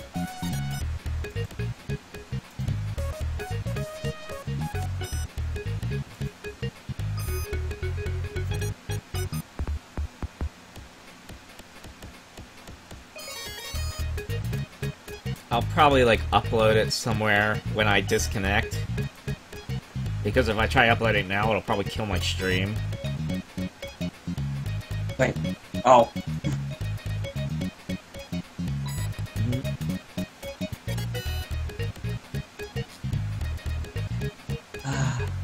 Okay, so... Anything... Wait, hang on.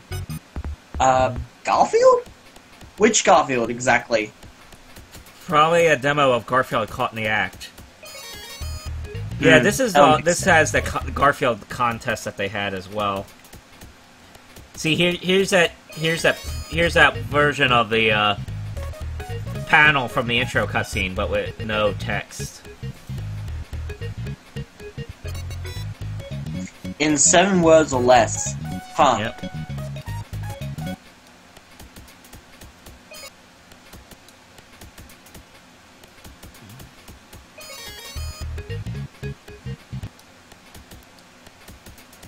I don't know if the Garfield test drive is distinct, unfortunately. It doesn't really have a good description on that Sega Channel ROM. What else was I looking for? Like, were there any other notable, like, interesting test drives shown, like, made note of on these, is the question. Ensign is saying for you to send him a Twitter message when you have them up. Alright, thank you. Yeah, I'll do that.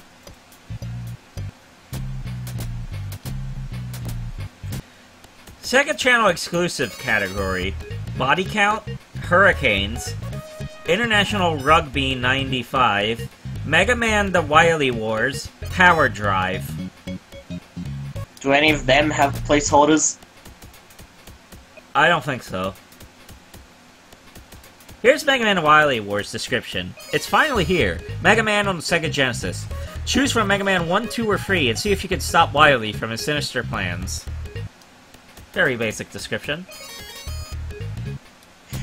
One thing I note in particular is that they have it like as like the word instead of the number. Yeah. Sega Channel descriptions can be weird at times.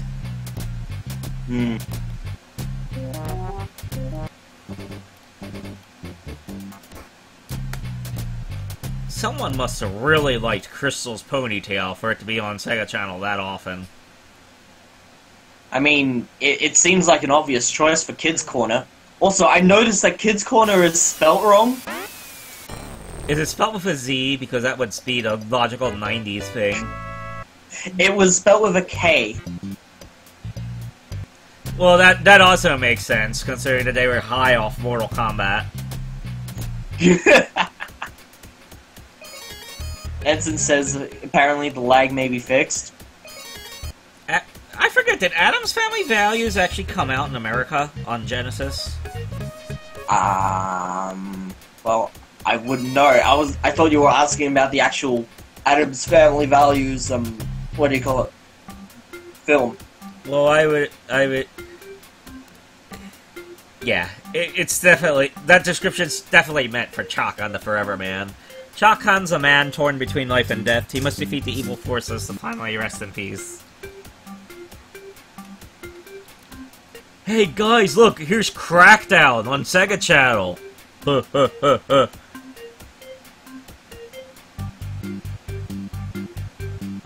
Wait, let me read this description.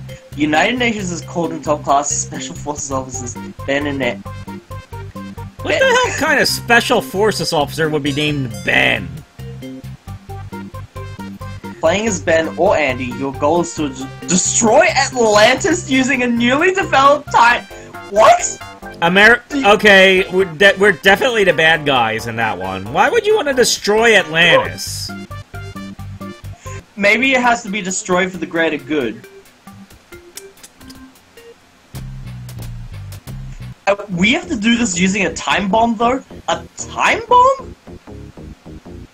Barkley, shut up and jam. Take it to the streets for the most hardcore basketball game ever made. Remember, you play by the rules of Sir Charles now.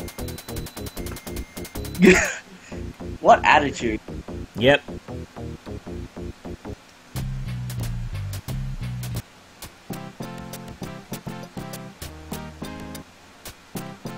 Dr. Robotnik's MBN. Dr. Robotnik is taking all of your friendly beans and turning them into mindless slaves. It's up to you to unlock the secret combinations in this puzzle twister and save your friends. AKA Puyo Puyo. Who are my friendly beans, anyway? I don't know no friendly beans. All the beans I know, I ate.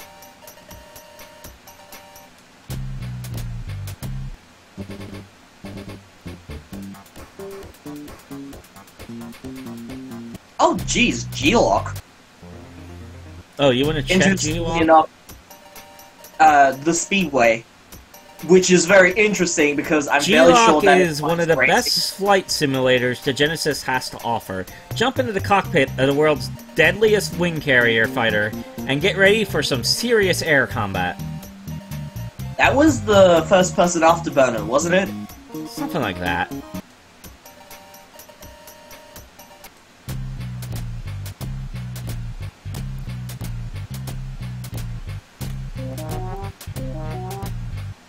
And in comparison, everything else is a racing game. Well, driving game, I should say. So, what the fuck? Also, there's a lot of, like, interesting text in the news link if you're looking into, like, ancient articles from, like, 95 and whatnot. But it'd take a long time to sort through it all, so I'm not gonna do it on this stream. Like, better just check my logs. Fair enough. So, yeah, what else did we want to look at here? Oh, I guess I may as well get this out of the way.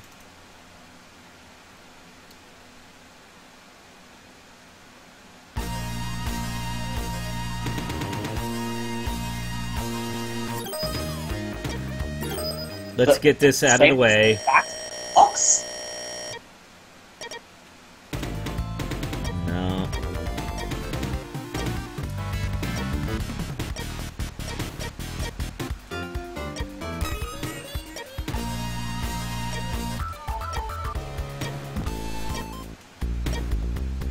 There it is.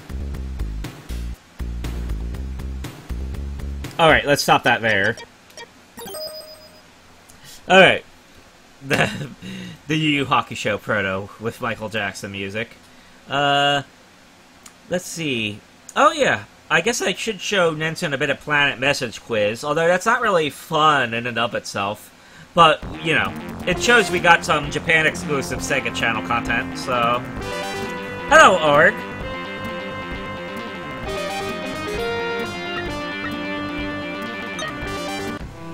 Planet Message Quiz. Yeah. This... I think it's meant to be a game that teach children, like, astronomy, I think is what I meant to say. Not astrology. I gotta remember those are different. yeah, astrology's more like fortune-telling. Yeah. Although there are a bit of horoscope stuff in this game as well, so it's a bit of that as well. Guess it would make sense. It's kind of all about the stars. Though I noticed that the transitions are very plain. It's a very plain ROM. Very basic. The music's very basic. And the horoscope section. Basically, there's two, like, interesting sections. The horoscope section. I'll be right back. And, I think the thing... What is that thing called? Like... Basically, there's something that lets you, like, put a date down, and then you can see the alignment of the stars during that date. And that's also fairly interesting looking, because it seems like it's all generated by the computer.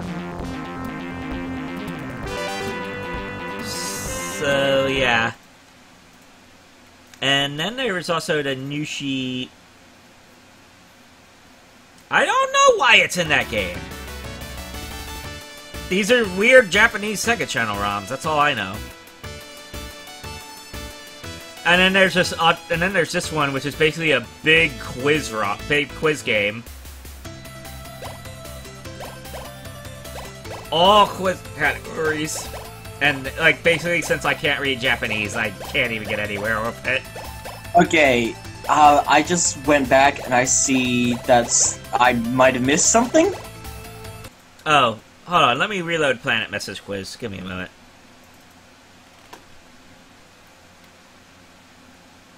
I think Nenton was asking why the horoscope thing was in that game.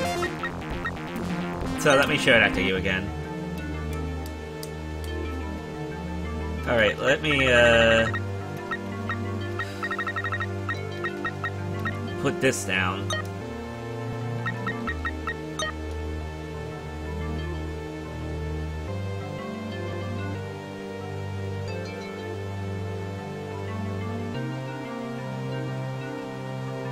Okay. So yeah, I could get everyone's horoscopes in Japanese. And, let me also pop this up.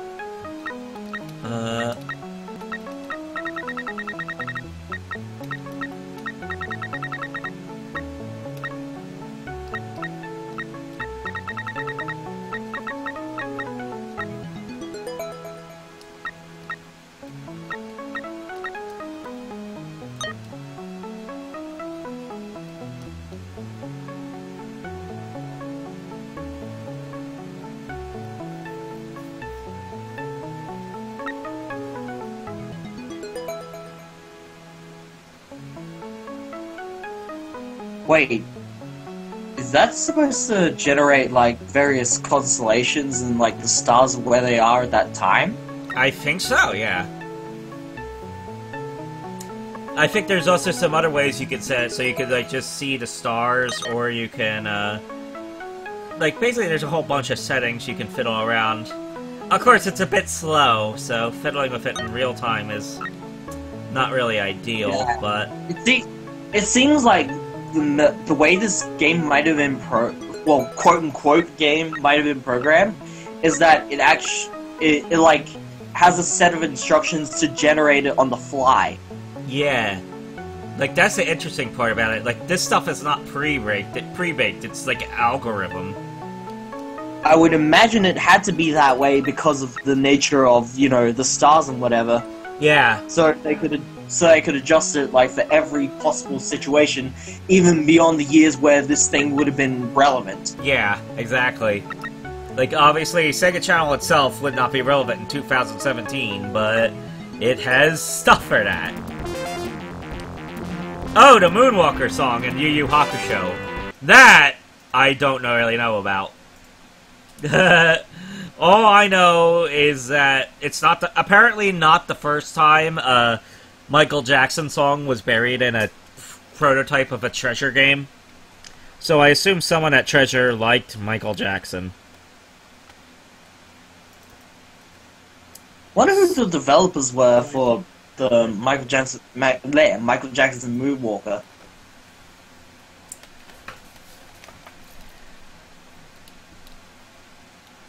Yeah, one other thing that I might want to have examined. Is this the correct ROM? Let me check it. Primal Rage, huh? Hold on, I'm trying to make sure I have the correct version of the ROM. Alright, I think so. This is the contest version. I would like to examine like how the contest versions generate passwords. Ah. Because it seems very peculiar and... You know, maybe there's algorithms involved, but... This is one of those games that tried to capitalize on the hardcore gaming nature, wasn't it? In a sense. The main reason I say that is because of the fucking heartbeat, and then the heart explodes. Yep.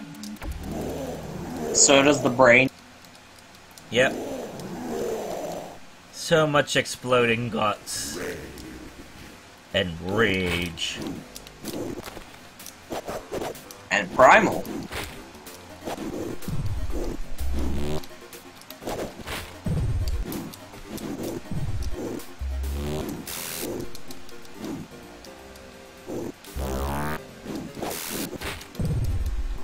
God, what crude humor.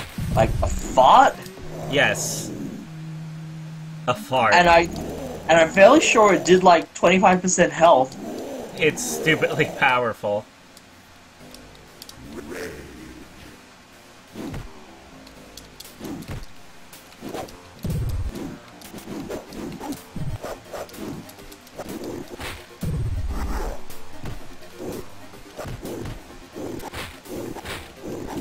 There we go, I'm getting somewhere now.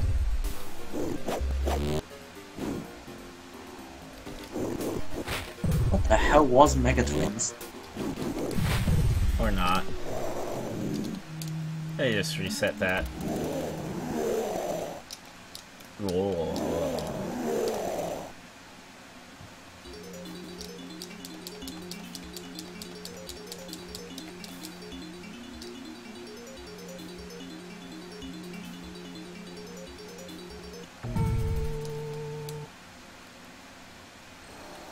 It'd probably take me a while to get to that password screen anyway, but yeah, I was interested in getting the, figuring out how the password generation for Sega Channel contest ROMs worked.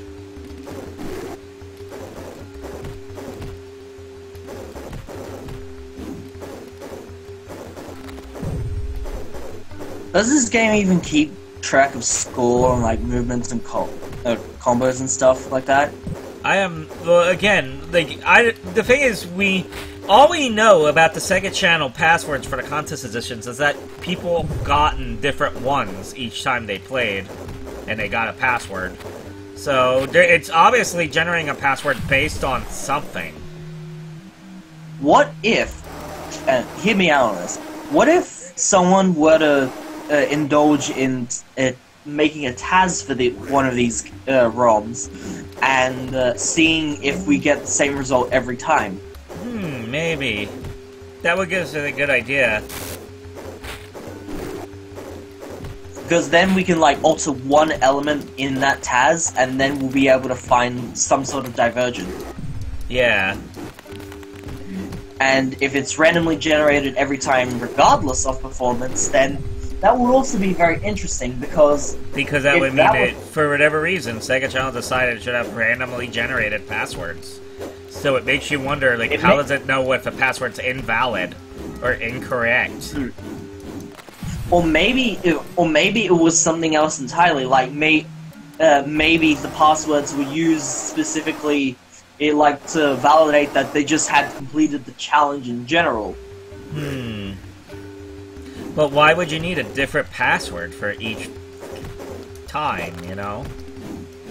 Validations? I don't know. If you didn't write it down, something like that, maybe. In either case, we won't know until someone actually takes the time to do that sort of thing.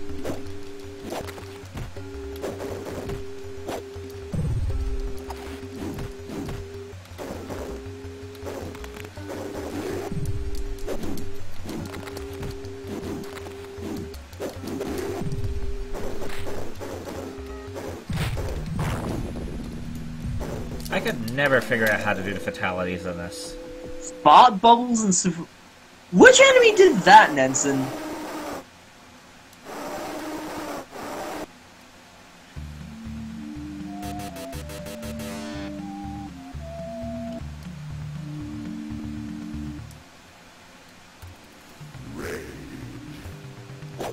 But yeah, this is this is the contest edition of Primal Rage.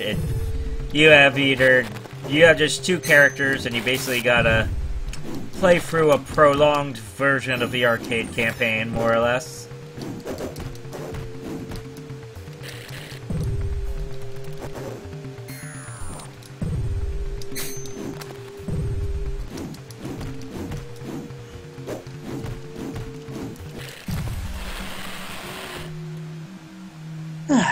Okay.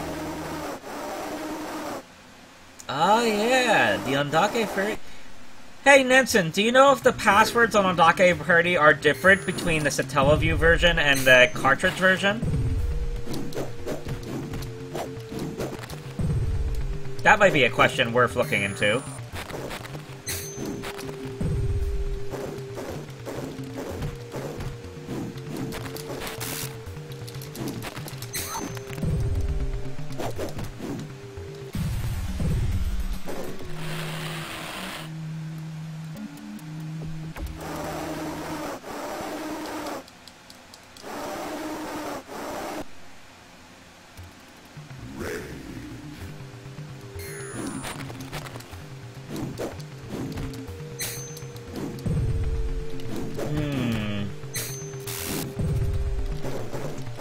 There would have to be a checksum on their end that they can decrypt to get the player's information back. That would make sense.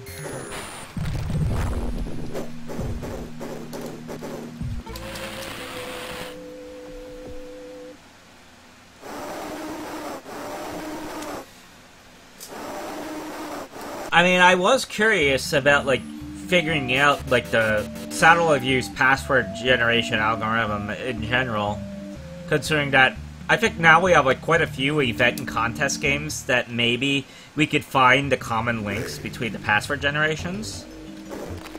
So maybe that might be worth looking into down the line.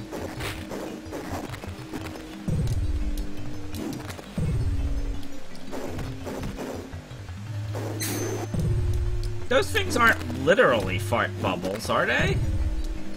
People call them fart bubbles because they're big and green, but they're perfectly round, so I think it's meant to be that they're like a ghostly specter of some kind.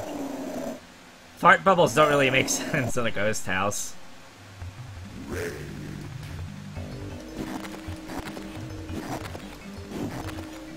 Alright, I'm gonna cheese this guy. Taste my cheese. Oh, yeah. Total domination.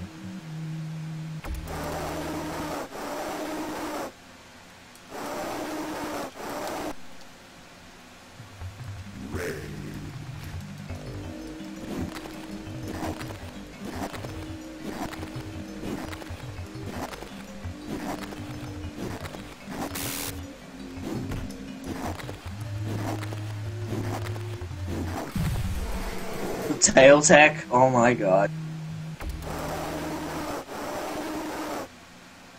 Oh, interesting.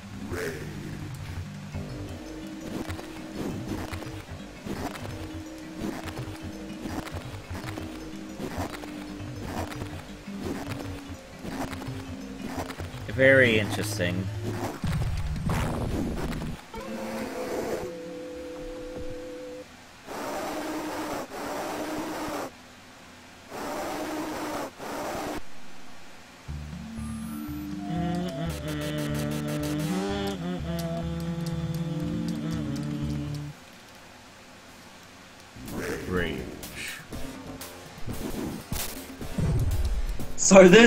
So you're playing as Sauron right now. Yep.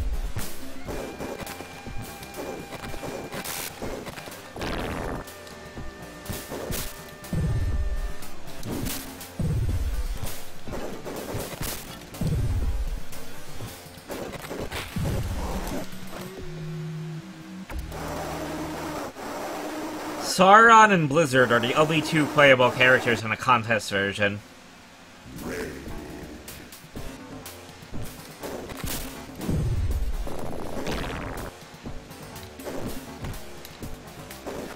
Like, the other characters are obviously intentionally locked out for the purpose of the contest. Oh dear. Ow! Oh, You dear. okay? I'm just going through that kind of violent phase of the end of a sickness, because I had a cough.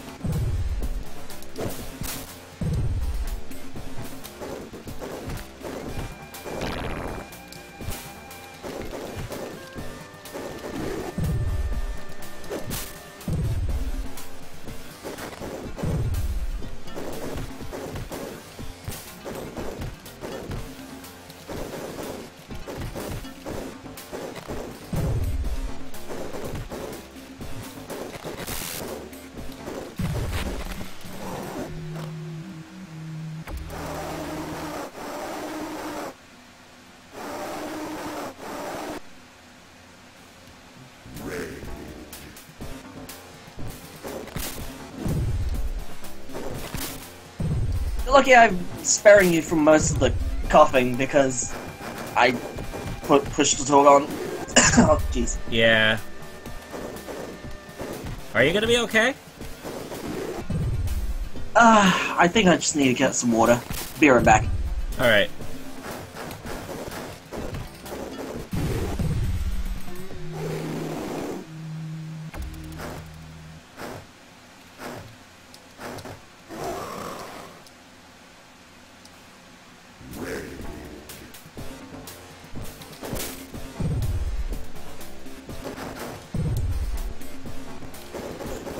Also, ew!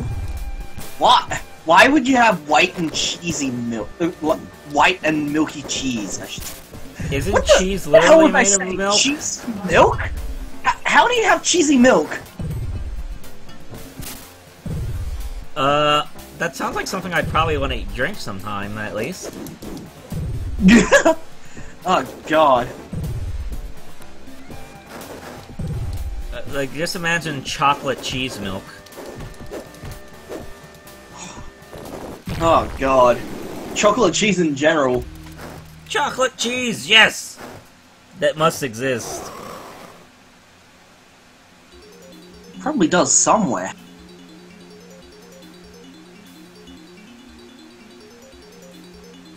Well, the thing is, like, clearly the BS on the Satellaview on Doc Verde was like linked to the BIOS in some manner that the cart version was not, because it does certain behaviors that would only make sense if it was designed for the Satellaview hardware. Alright, let me get to uploading the, give me a moment. Let me get to uploading the Sega Channel, the big Sega Channel stuff.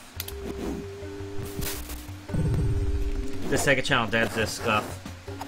Like, besides the demos and whatnot, and the binaries, like, one other thing, a lot of other stuff that's in it that's interesting includes, like, a lot of the old software that was used for, like, making Sega Channel menus and whatnot, but it's all, like, old, like, I think it's, like, Windows 3.1 stuff, and it's, like, very dependent on that setup that they had at the time.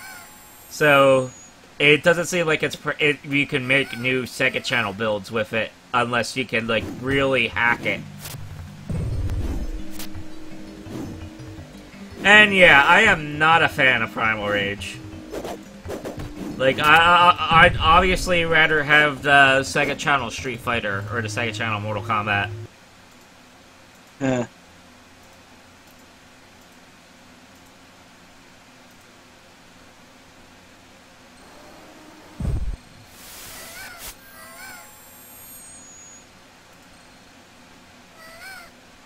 What are you thinking of doing now? Well, since I'm going to go upload that big mega file for Nenson, maybe I should sign off. What do you think?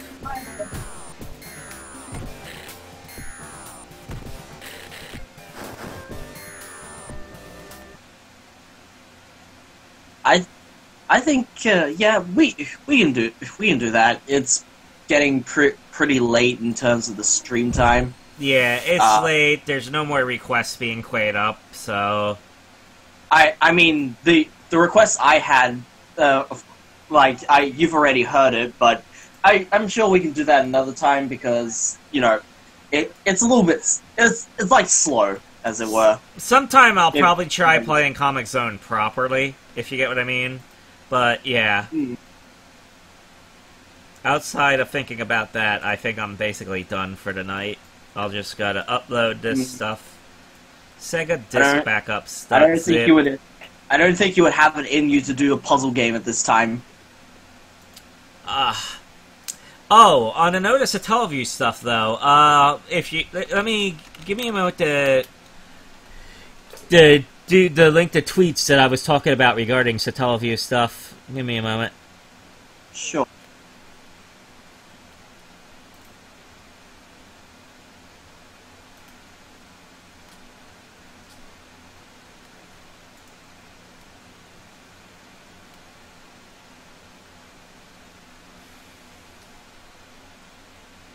Let's see.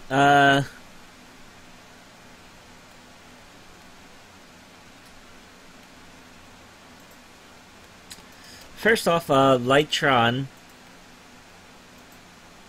has been working on restoring that Satellaview bounty sword thing, and it seems like it might be a bit more special than we first thought it was, because apparently the title screen says Satellaview Special Time Attack version. So that's one thing. The other thing that I wanted to... yes.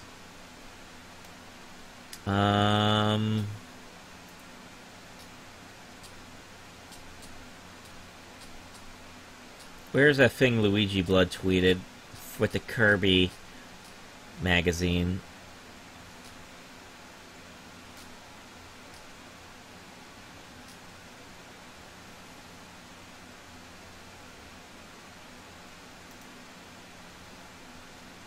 Well, it was from this tweeter, so I may as well just link one of the other tweets he did, which seems to be something... I don't know. I'll have to look into that tweet, but give me a second.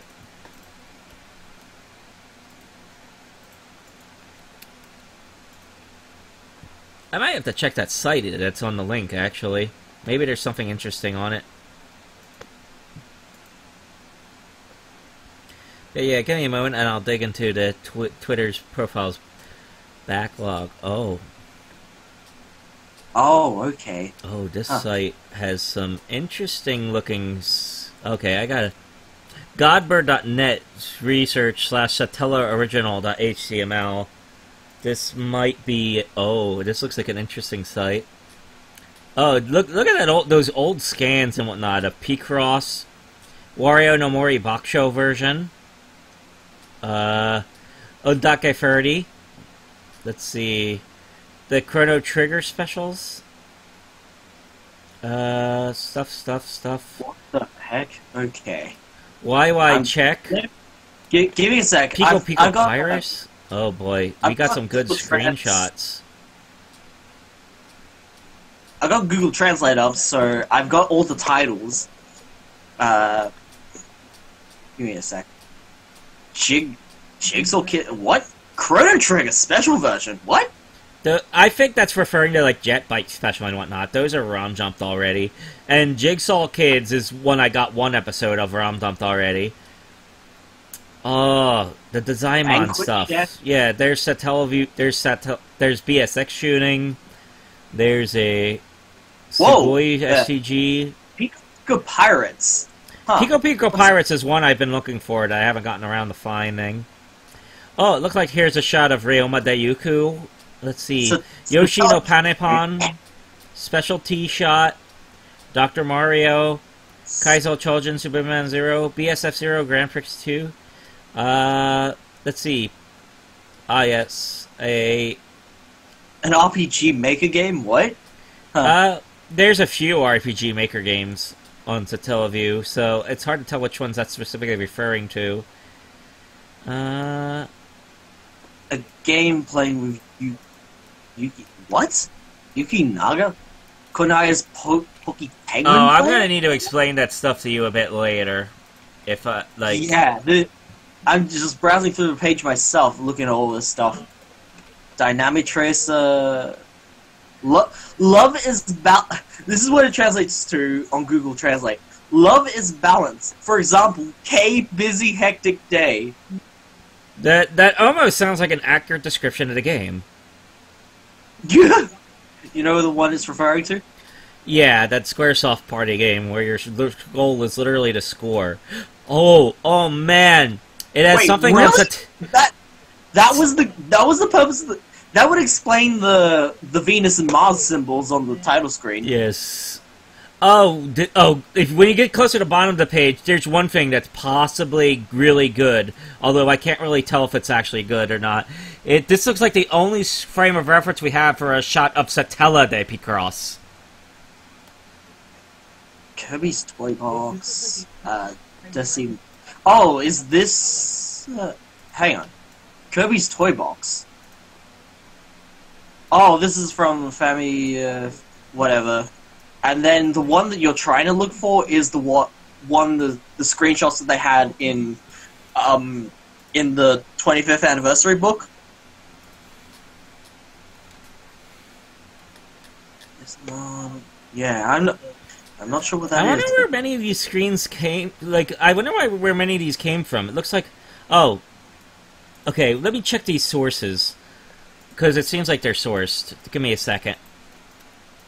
Yeah, it seems like... Mom Magazine 64, January 1998, page 81. It's and the page is in black and white? Unfortunate it'd be in black and white, because that looks like really good stuff there. Mitsuro, stuff like that. Fammaga, Famima... Like, it's just translating weird for a lot of these. The Nichibichu Casino stuff, Super Famicom Wars demos. Let's see. Special T-Shot is what... wait, what the heck? Okay, this is actually super weird. Special T-Shot looks like it's Kirby's Dream Course, but without the Kirby. That's basically what it is. A game that became a prototype of Kirby Bowl. Yeah, okay. Interesting. Dr. Mario BS. Remodeled Town. Oh, okay, that's the one you're referring to, the one with the black and white. Oh man, there's some internal links on this, which seem like they're also good. Let's see. Satellalink.html. Let me check this stuff here.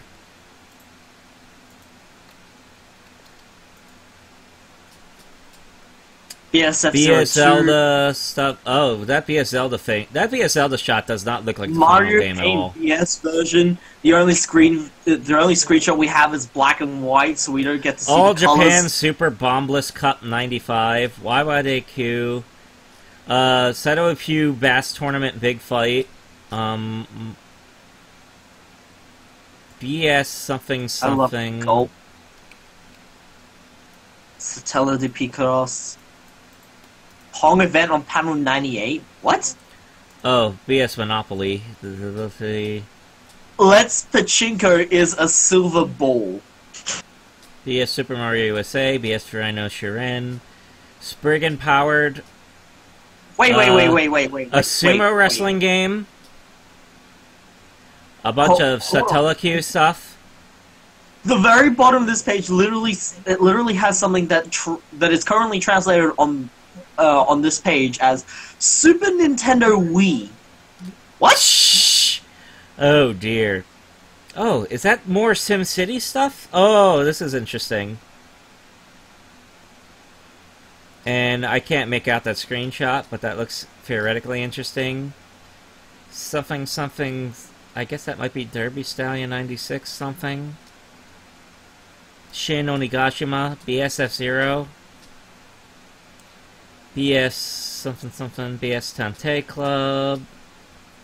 BS Super Mario USA Power Challenge. Huh. looks like we might have some BS Ihatovo Monogatari here. BS Zelda Nisha no Sekiban. Basuri #1. X-Light Bike. Arno Shosai. Oh wow, we finally got a screenshot of Arno Shosai. That looks like it's black and white, but you can make out the text. So maybe if we can make out this text, we can figure out what the fuck Arno Shosai is. Huh. Bakshon Mondai no Totsugeki Star Pirates. Satella Walker. Wait a second. I guess I'll have to link that to Riley. Which game were you saying before about the game that has like one screenshot and no description? That sounds like a whole bunch of games. Okay, fair enough. But the one that you were mentioning before, the Harvest one?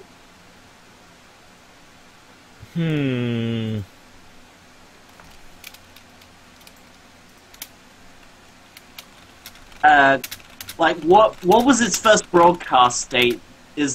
I guess I should ask. If I'm looking at it right, I have a translated title for you. Not, machine translated, but... Give me a moment, I'm not done... What is this? What is this? What is...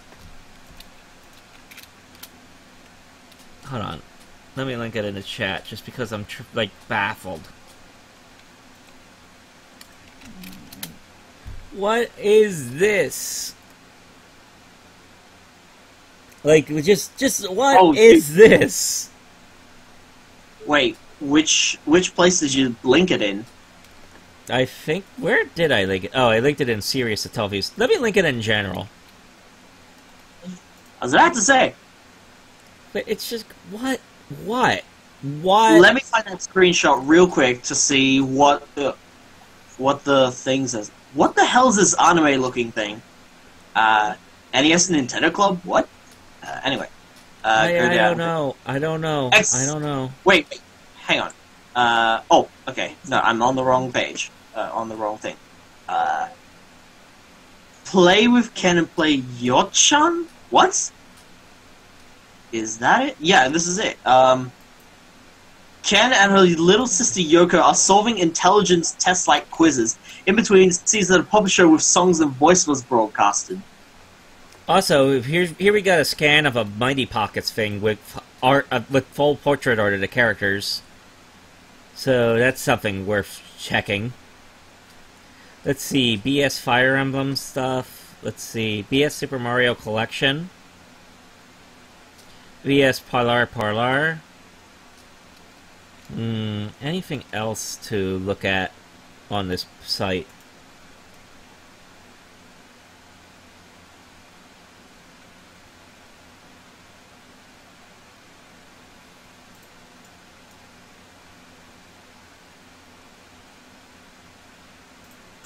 So, I can't help but notice that my machine translation in the browser for one particular game is BS SimCity Development Congress.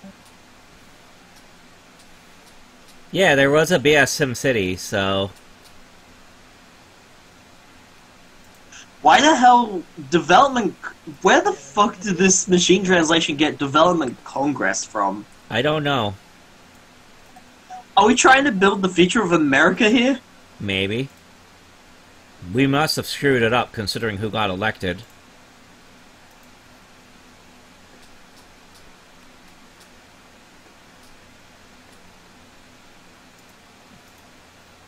So yeah, let me go back to Fruity's disguised tweets. Like, totally gotta go back and look through these guys' tweets. Like, there's a lot of Satellaview stuff lately. I actually have that one Satellaview Sushin shirt, by the way. So, yeah.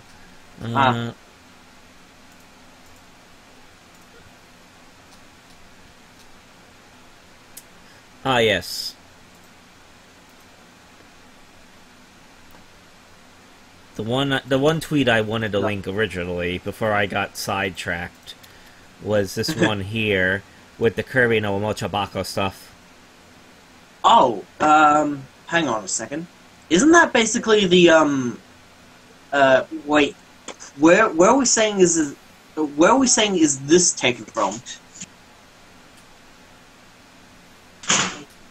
Because if I'm looking at this right, I'm fairly sure that screenshot is on the website that you linked us earlier.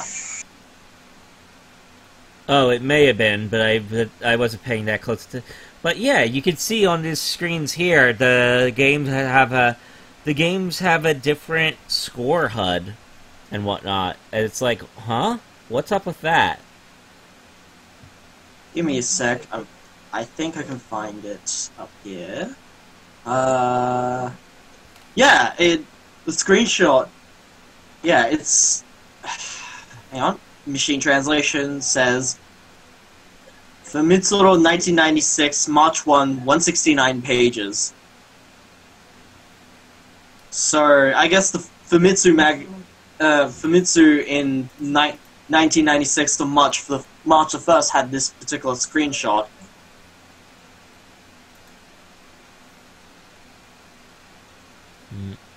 Wait, Kirby's Toy Box? This was?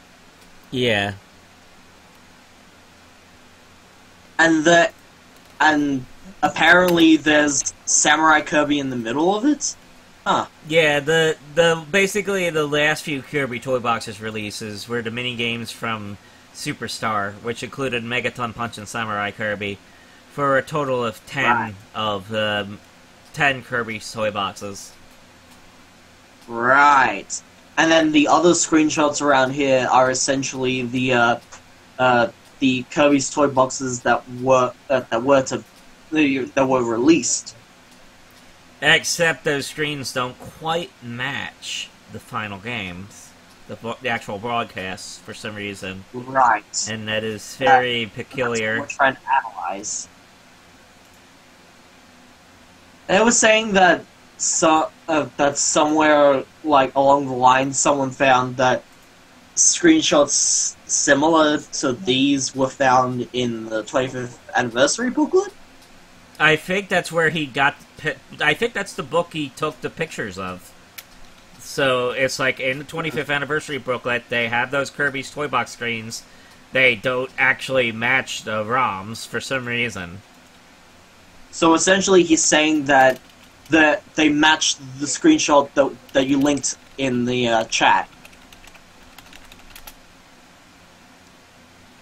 rather than the actual release game. Yeah, I mean, and it kind of makes me wonder, like, why would they have those kind of screens for Kirby? Are they mock-ups, or are they like prototypes, or were they like planning to do something with it that they didn't, or like it's very weird, basically. Hmm. And again, it reminds me of like when we would have screenshots of BS Zelda in magazines, and it wouldn't quite match up with the actual game. Let me grab some of those if I can. All right.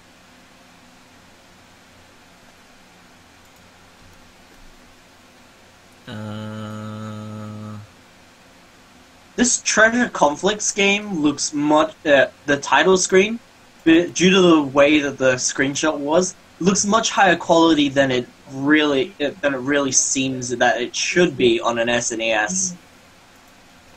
Alright, so yeah, here's an example right here that I'm linking for BS Zelda. Like, you can see some of those locations do not match up how they look in the final game. I was going to say, like, that first dungeon thing looks really weird, because I don't think the walls are like are that mossy in the first dungeon. And let's see, this shot here, the fairies are literally a different palette. Like, that's another thing. That's like, even taking all the other things at face value, the fairies are a different palette. The Zelda time looks different. So would the HUD so is like a dark blue rather than a black or a gray. Let's see. So in terms of the fairies, I guess the palette that they're using is similar to the original sprite rather than what they use in the actual game. On this one, like the Triforce looks like a 2D image rather than a CG render of sorts. It's like all these like, it's funny because like these shots are like, the game was basically first announced 2 months before broadcast, and these were the preview shots.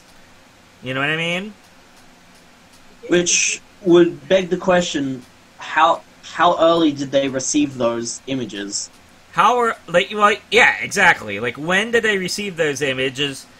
Like, especially considering that PS Zelda seemed like has like some hints that it may have been made in a bit of a rush. Like, it feels like the code is a bit unoptimized in regard to like speed and whatnot, so it kind of makes me wonder at points.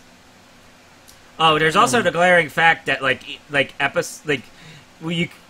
episodes seem to be like if you get like an episode 3 ROM, it's like missing chunks of episode 4 content, which suggests that episode 4 was not complete yet. And it begs the question, like, how long were they developing PS Zelda? And depending on how long they were developing PS Zelda, it's like how did those screens came to be? How much of it was like developed and changed versus how much of it was like mocked up for the magazine and then they just made something vaguely similar for the final game. You know what I mean? It's all strange to think about.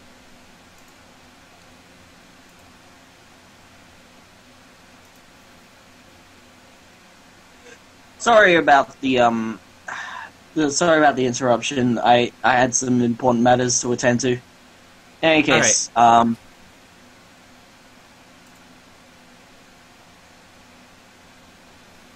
So I assume you were just continuing on about I was continuing on about the PS Zelda magazine scans that do not match up with the final game.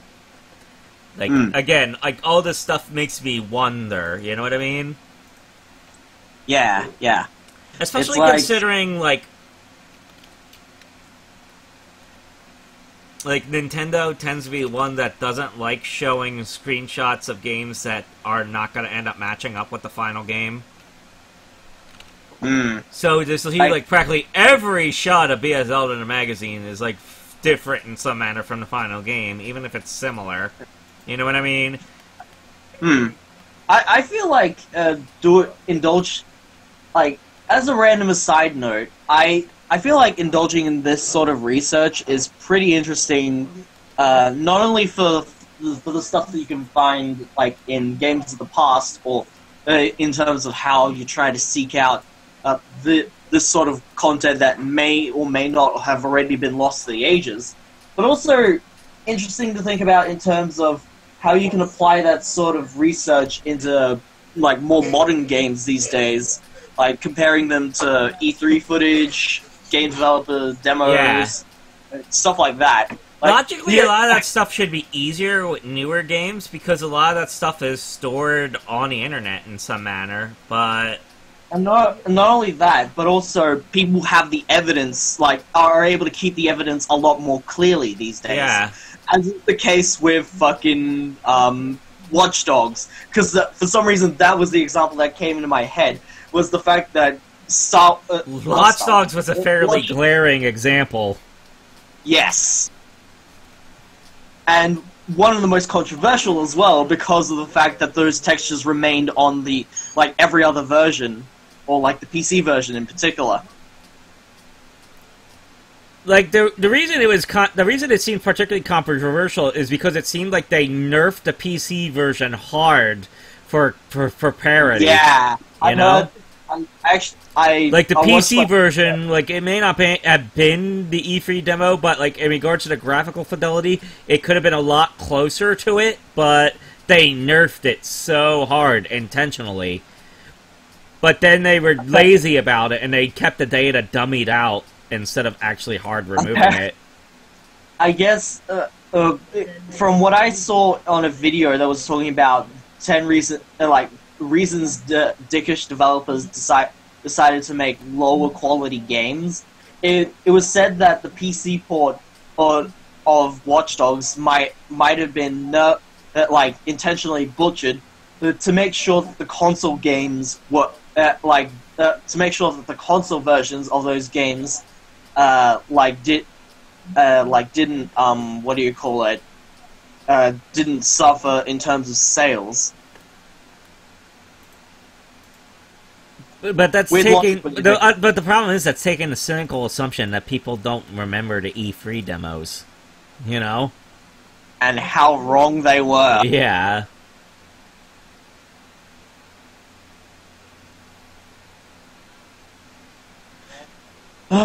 This is I guess one of the things I could say on an extension of that Note extension.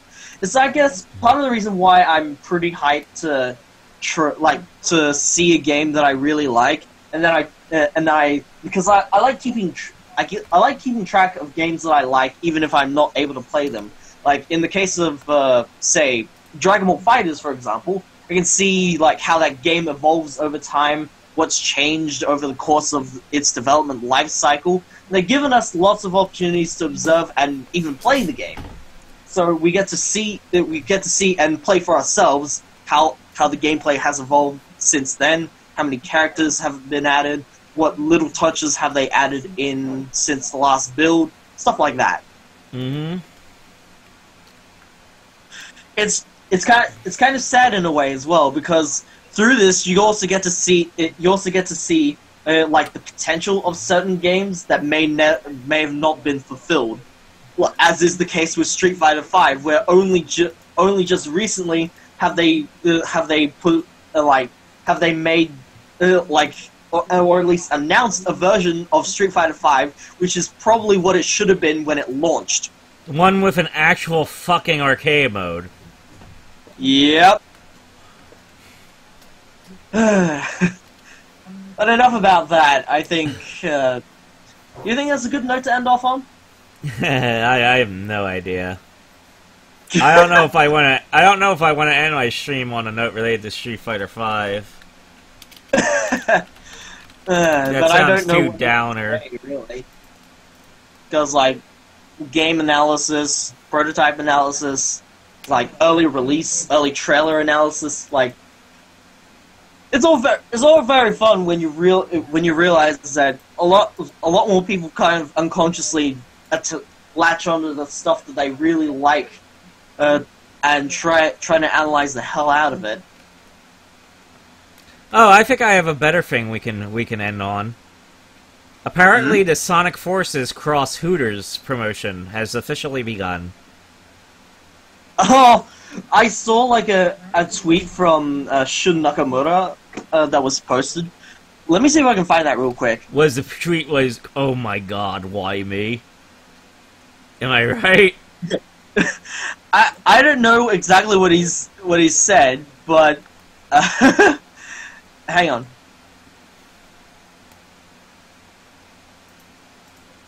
It's in the general chat. Translate it if you want.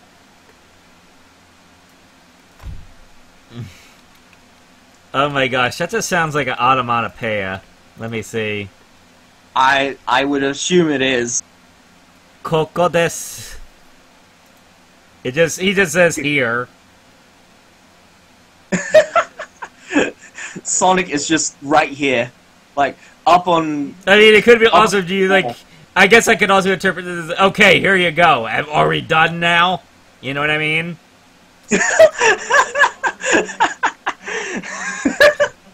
Okay. Here is your fan pandering taken to the logical extreme. Of course! Hooters is offering a chili dog now. Hey. Well, I doubt they'll be showing off Sonic the female anthros in you know the fucking And perhaps most exciting, at dinner time, the Hooters girls will do a special dance to the Sonic Forces fist bump. To fucking fist bump? Really? Oh dear God! Someone has to record that. Okay. Yeah, that is something I need to see. Give me a sec. Where did you read this? Dude, it literally sounds like DeviantArt has overrun the Sonic developers. Like, they're just throwing crazy shit at the wall.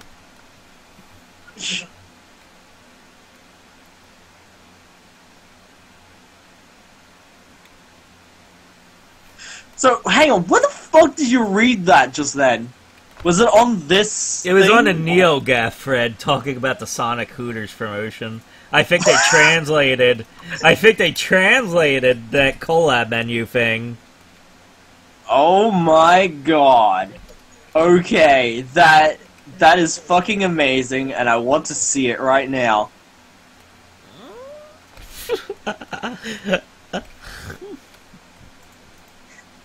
The first reply to this fucking thread is good, great, awesome, outstanding, amazing. Oh my god, I fucking love that reference because I love Sonic Colors.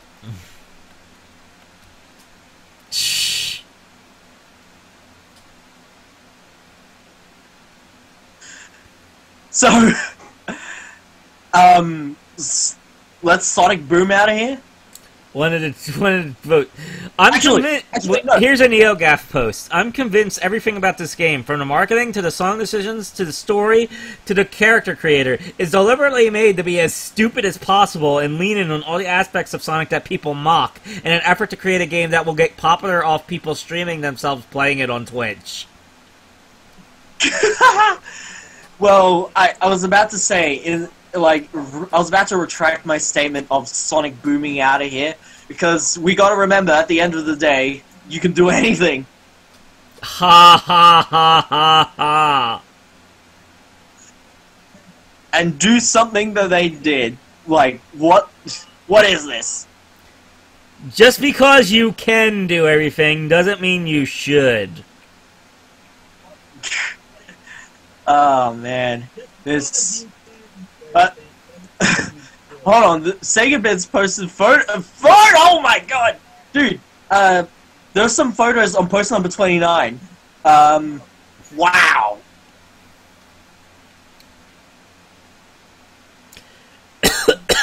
There are 13 photos of this Hooters promotion.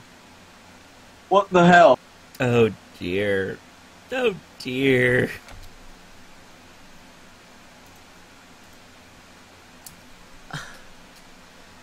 Sonic Forces posters everywhere. What is going on? Sonic forces himself on women at Hooters.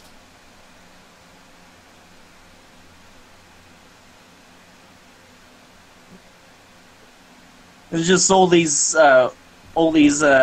promotional things of the characters and CG art. Oh, and all the plushies. They're all just being... Oh god, this one particular image that I'm looking at right now, it's like Sonic just wants to die and is like voluntarily hung himself. Oh. There you go. There you go. That sums it up. I need to like do like an expandong meme of like zooming in on one of the images of this, and then just have text saying "I want to die," or just "Oh no." Oh no. Yeah, "Oh no" would probably be better.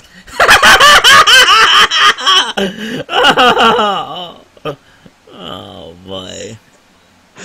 And you know the best part? I can use the O's from the Hooters logo for that.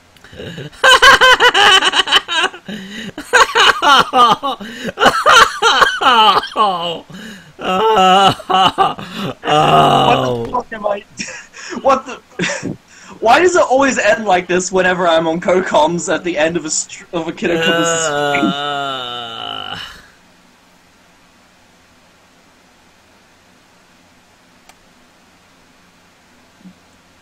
Jeez. Oh, jeez! What the hell? What's he doing there? What's who doing where? Look at this! Ah, yes. I guess that's why he tweeted, because that's just... Yes. And this is apparently the Hooters in Shinjuku. Mm-hmm.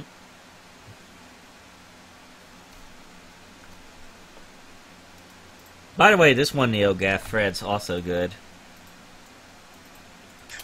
So I figure. That hot dog looks even worse in pictures. Oh dear. The actual hot dog looks really tiny. I mean, it's a Japanese hot dog, so... Implying.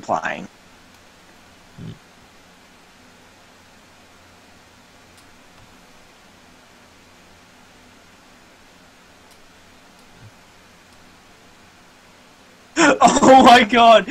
Oh my god!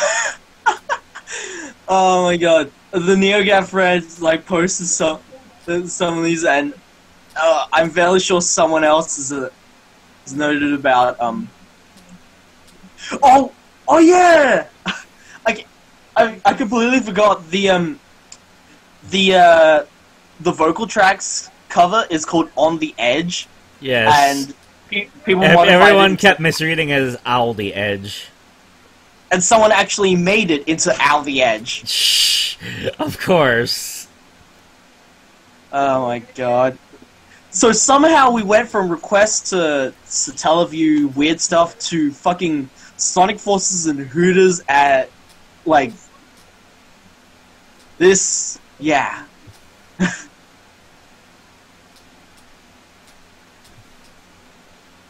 Did they overproduce those dolls ET video game style 16 years ago? Well, yeah, actually, that's something else I noticed about... Like, a lot of the Sonic dolls that you see in this Hooters promotion are actually Sonic Adventure 2.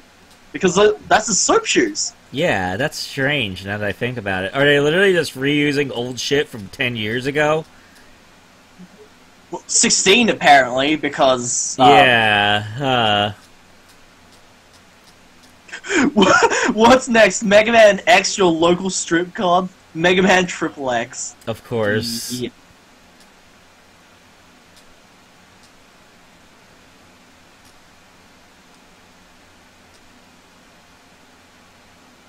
Oh my god. So, someone's got to pick up the food. Oh, I get it. Yeah, the menu is a serve of, like, coleslaw, a chili dog, and onion rings. Or is it onion rings or just chip rings? I assume it's curly onion fry. rings. Either way, they're supposed to be gold rings. Go figure. Yes. Of course, you know Sonic 2 XL. Ha ha ha ha. Jeez. Are they... Oh my god, it's... Oh my... One of the posts, number 71 on the thread, actually said exactly what I thought. Are they hanging from nooses? This is almost too perfect it hurts. Yes. Sonic, die for your sins, Japan. Yeah, oh my god. I need to make that... I need to make an oh no thing in like Photoshop or something later. And on that note, whoever's watching the VOD to the end of this, thanks for sticking around for whatever this BS is.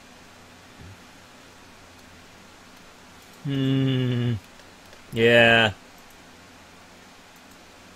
Anyway, yeah, I think I'll sign off the stream now, because that's enough of that. Alright. Thank you all for tuning in. Oh, yeah, I need to link that thing to, Benson. Give me a moment. Oh, yeah. He's probably long gone by now, but he'll probably see throw it on morning. Twitter DMs for him. Yeah. That's what he requested. So, yeah. Alright. Everybody else, thank you all for tuning in. I am Kiddo. Toyoshiro's here. The guy who keeps changing his name so I can't get consistency in that regard was here. And I guess we just call him that one Mario fan because he I guess that's how I'll go for the time being. But yeah, shoot, I think I screwed it up. Wait a moment.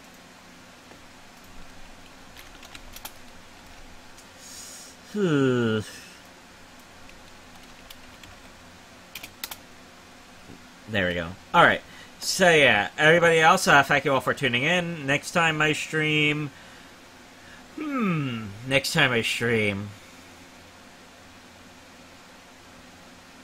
Hopefully my PCFX will still be working. Hey. I guess you're trying to play more Team Innocent? Well, yeah, but I'm kind of nervous now, seeing how Battle Heat was kind of going on my PCFX. Fair enough. But yeah, hopefully... No, maybe Team Innocent might have actually led to some of that deterioration, but then again, how long has it been since you last used that thing? It was a couple... I think it was a long while, actually, so I don't know. So yeah, alright, anyway, see you all later. Bye!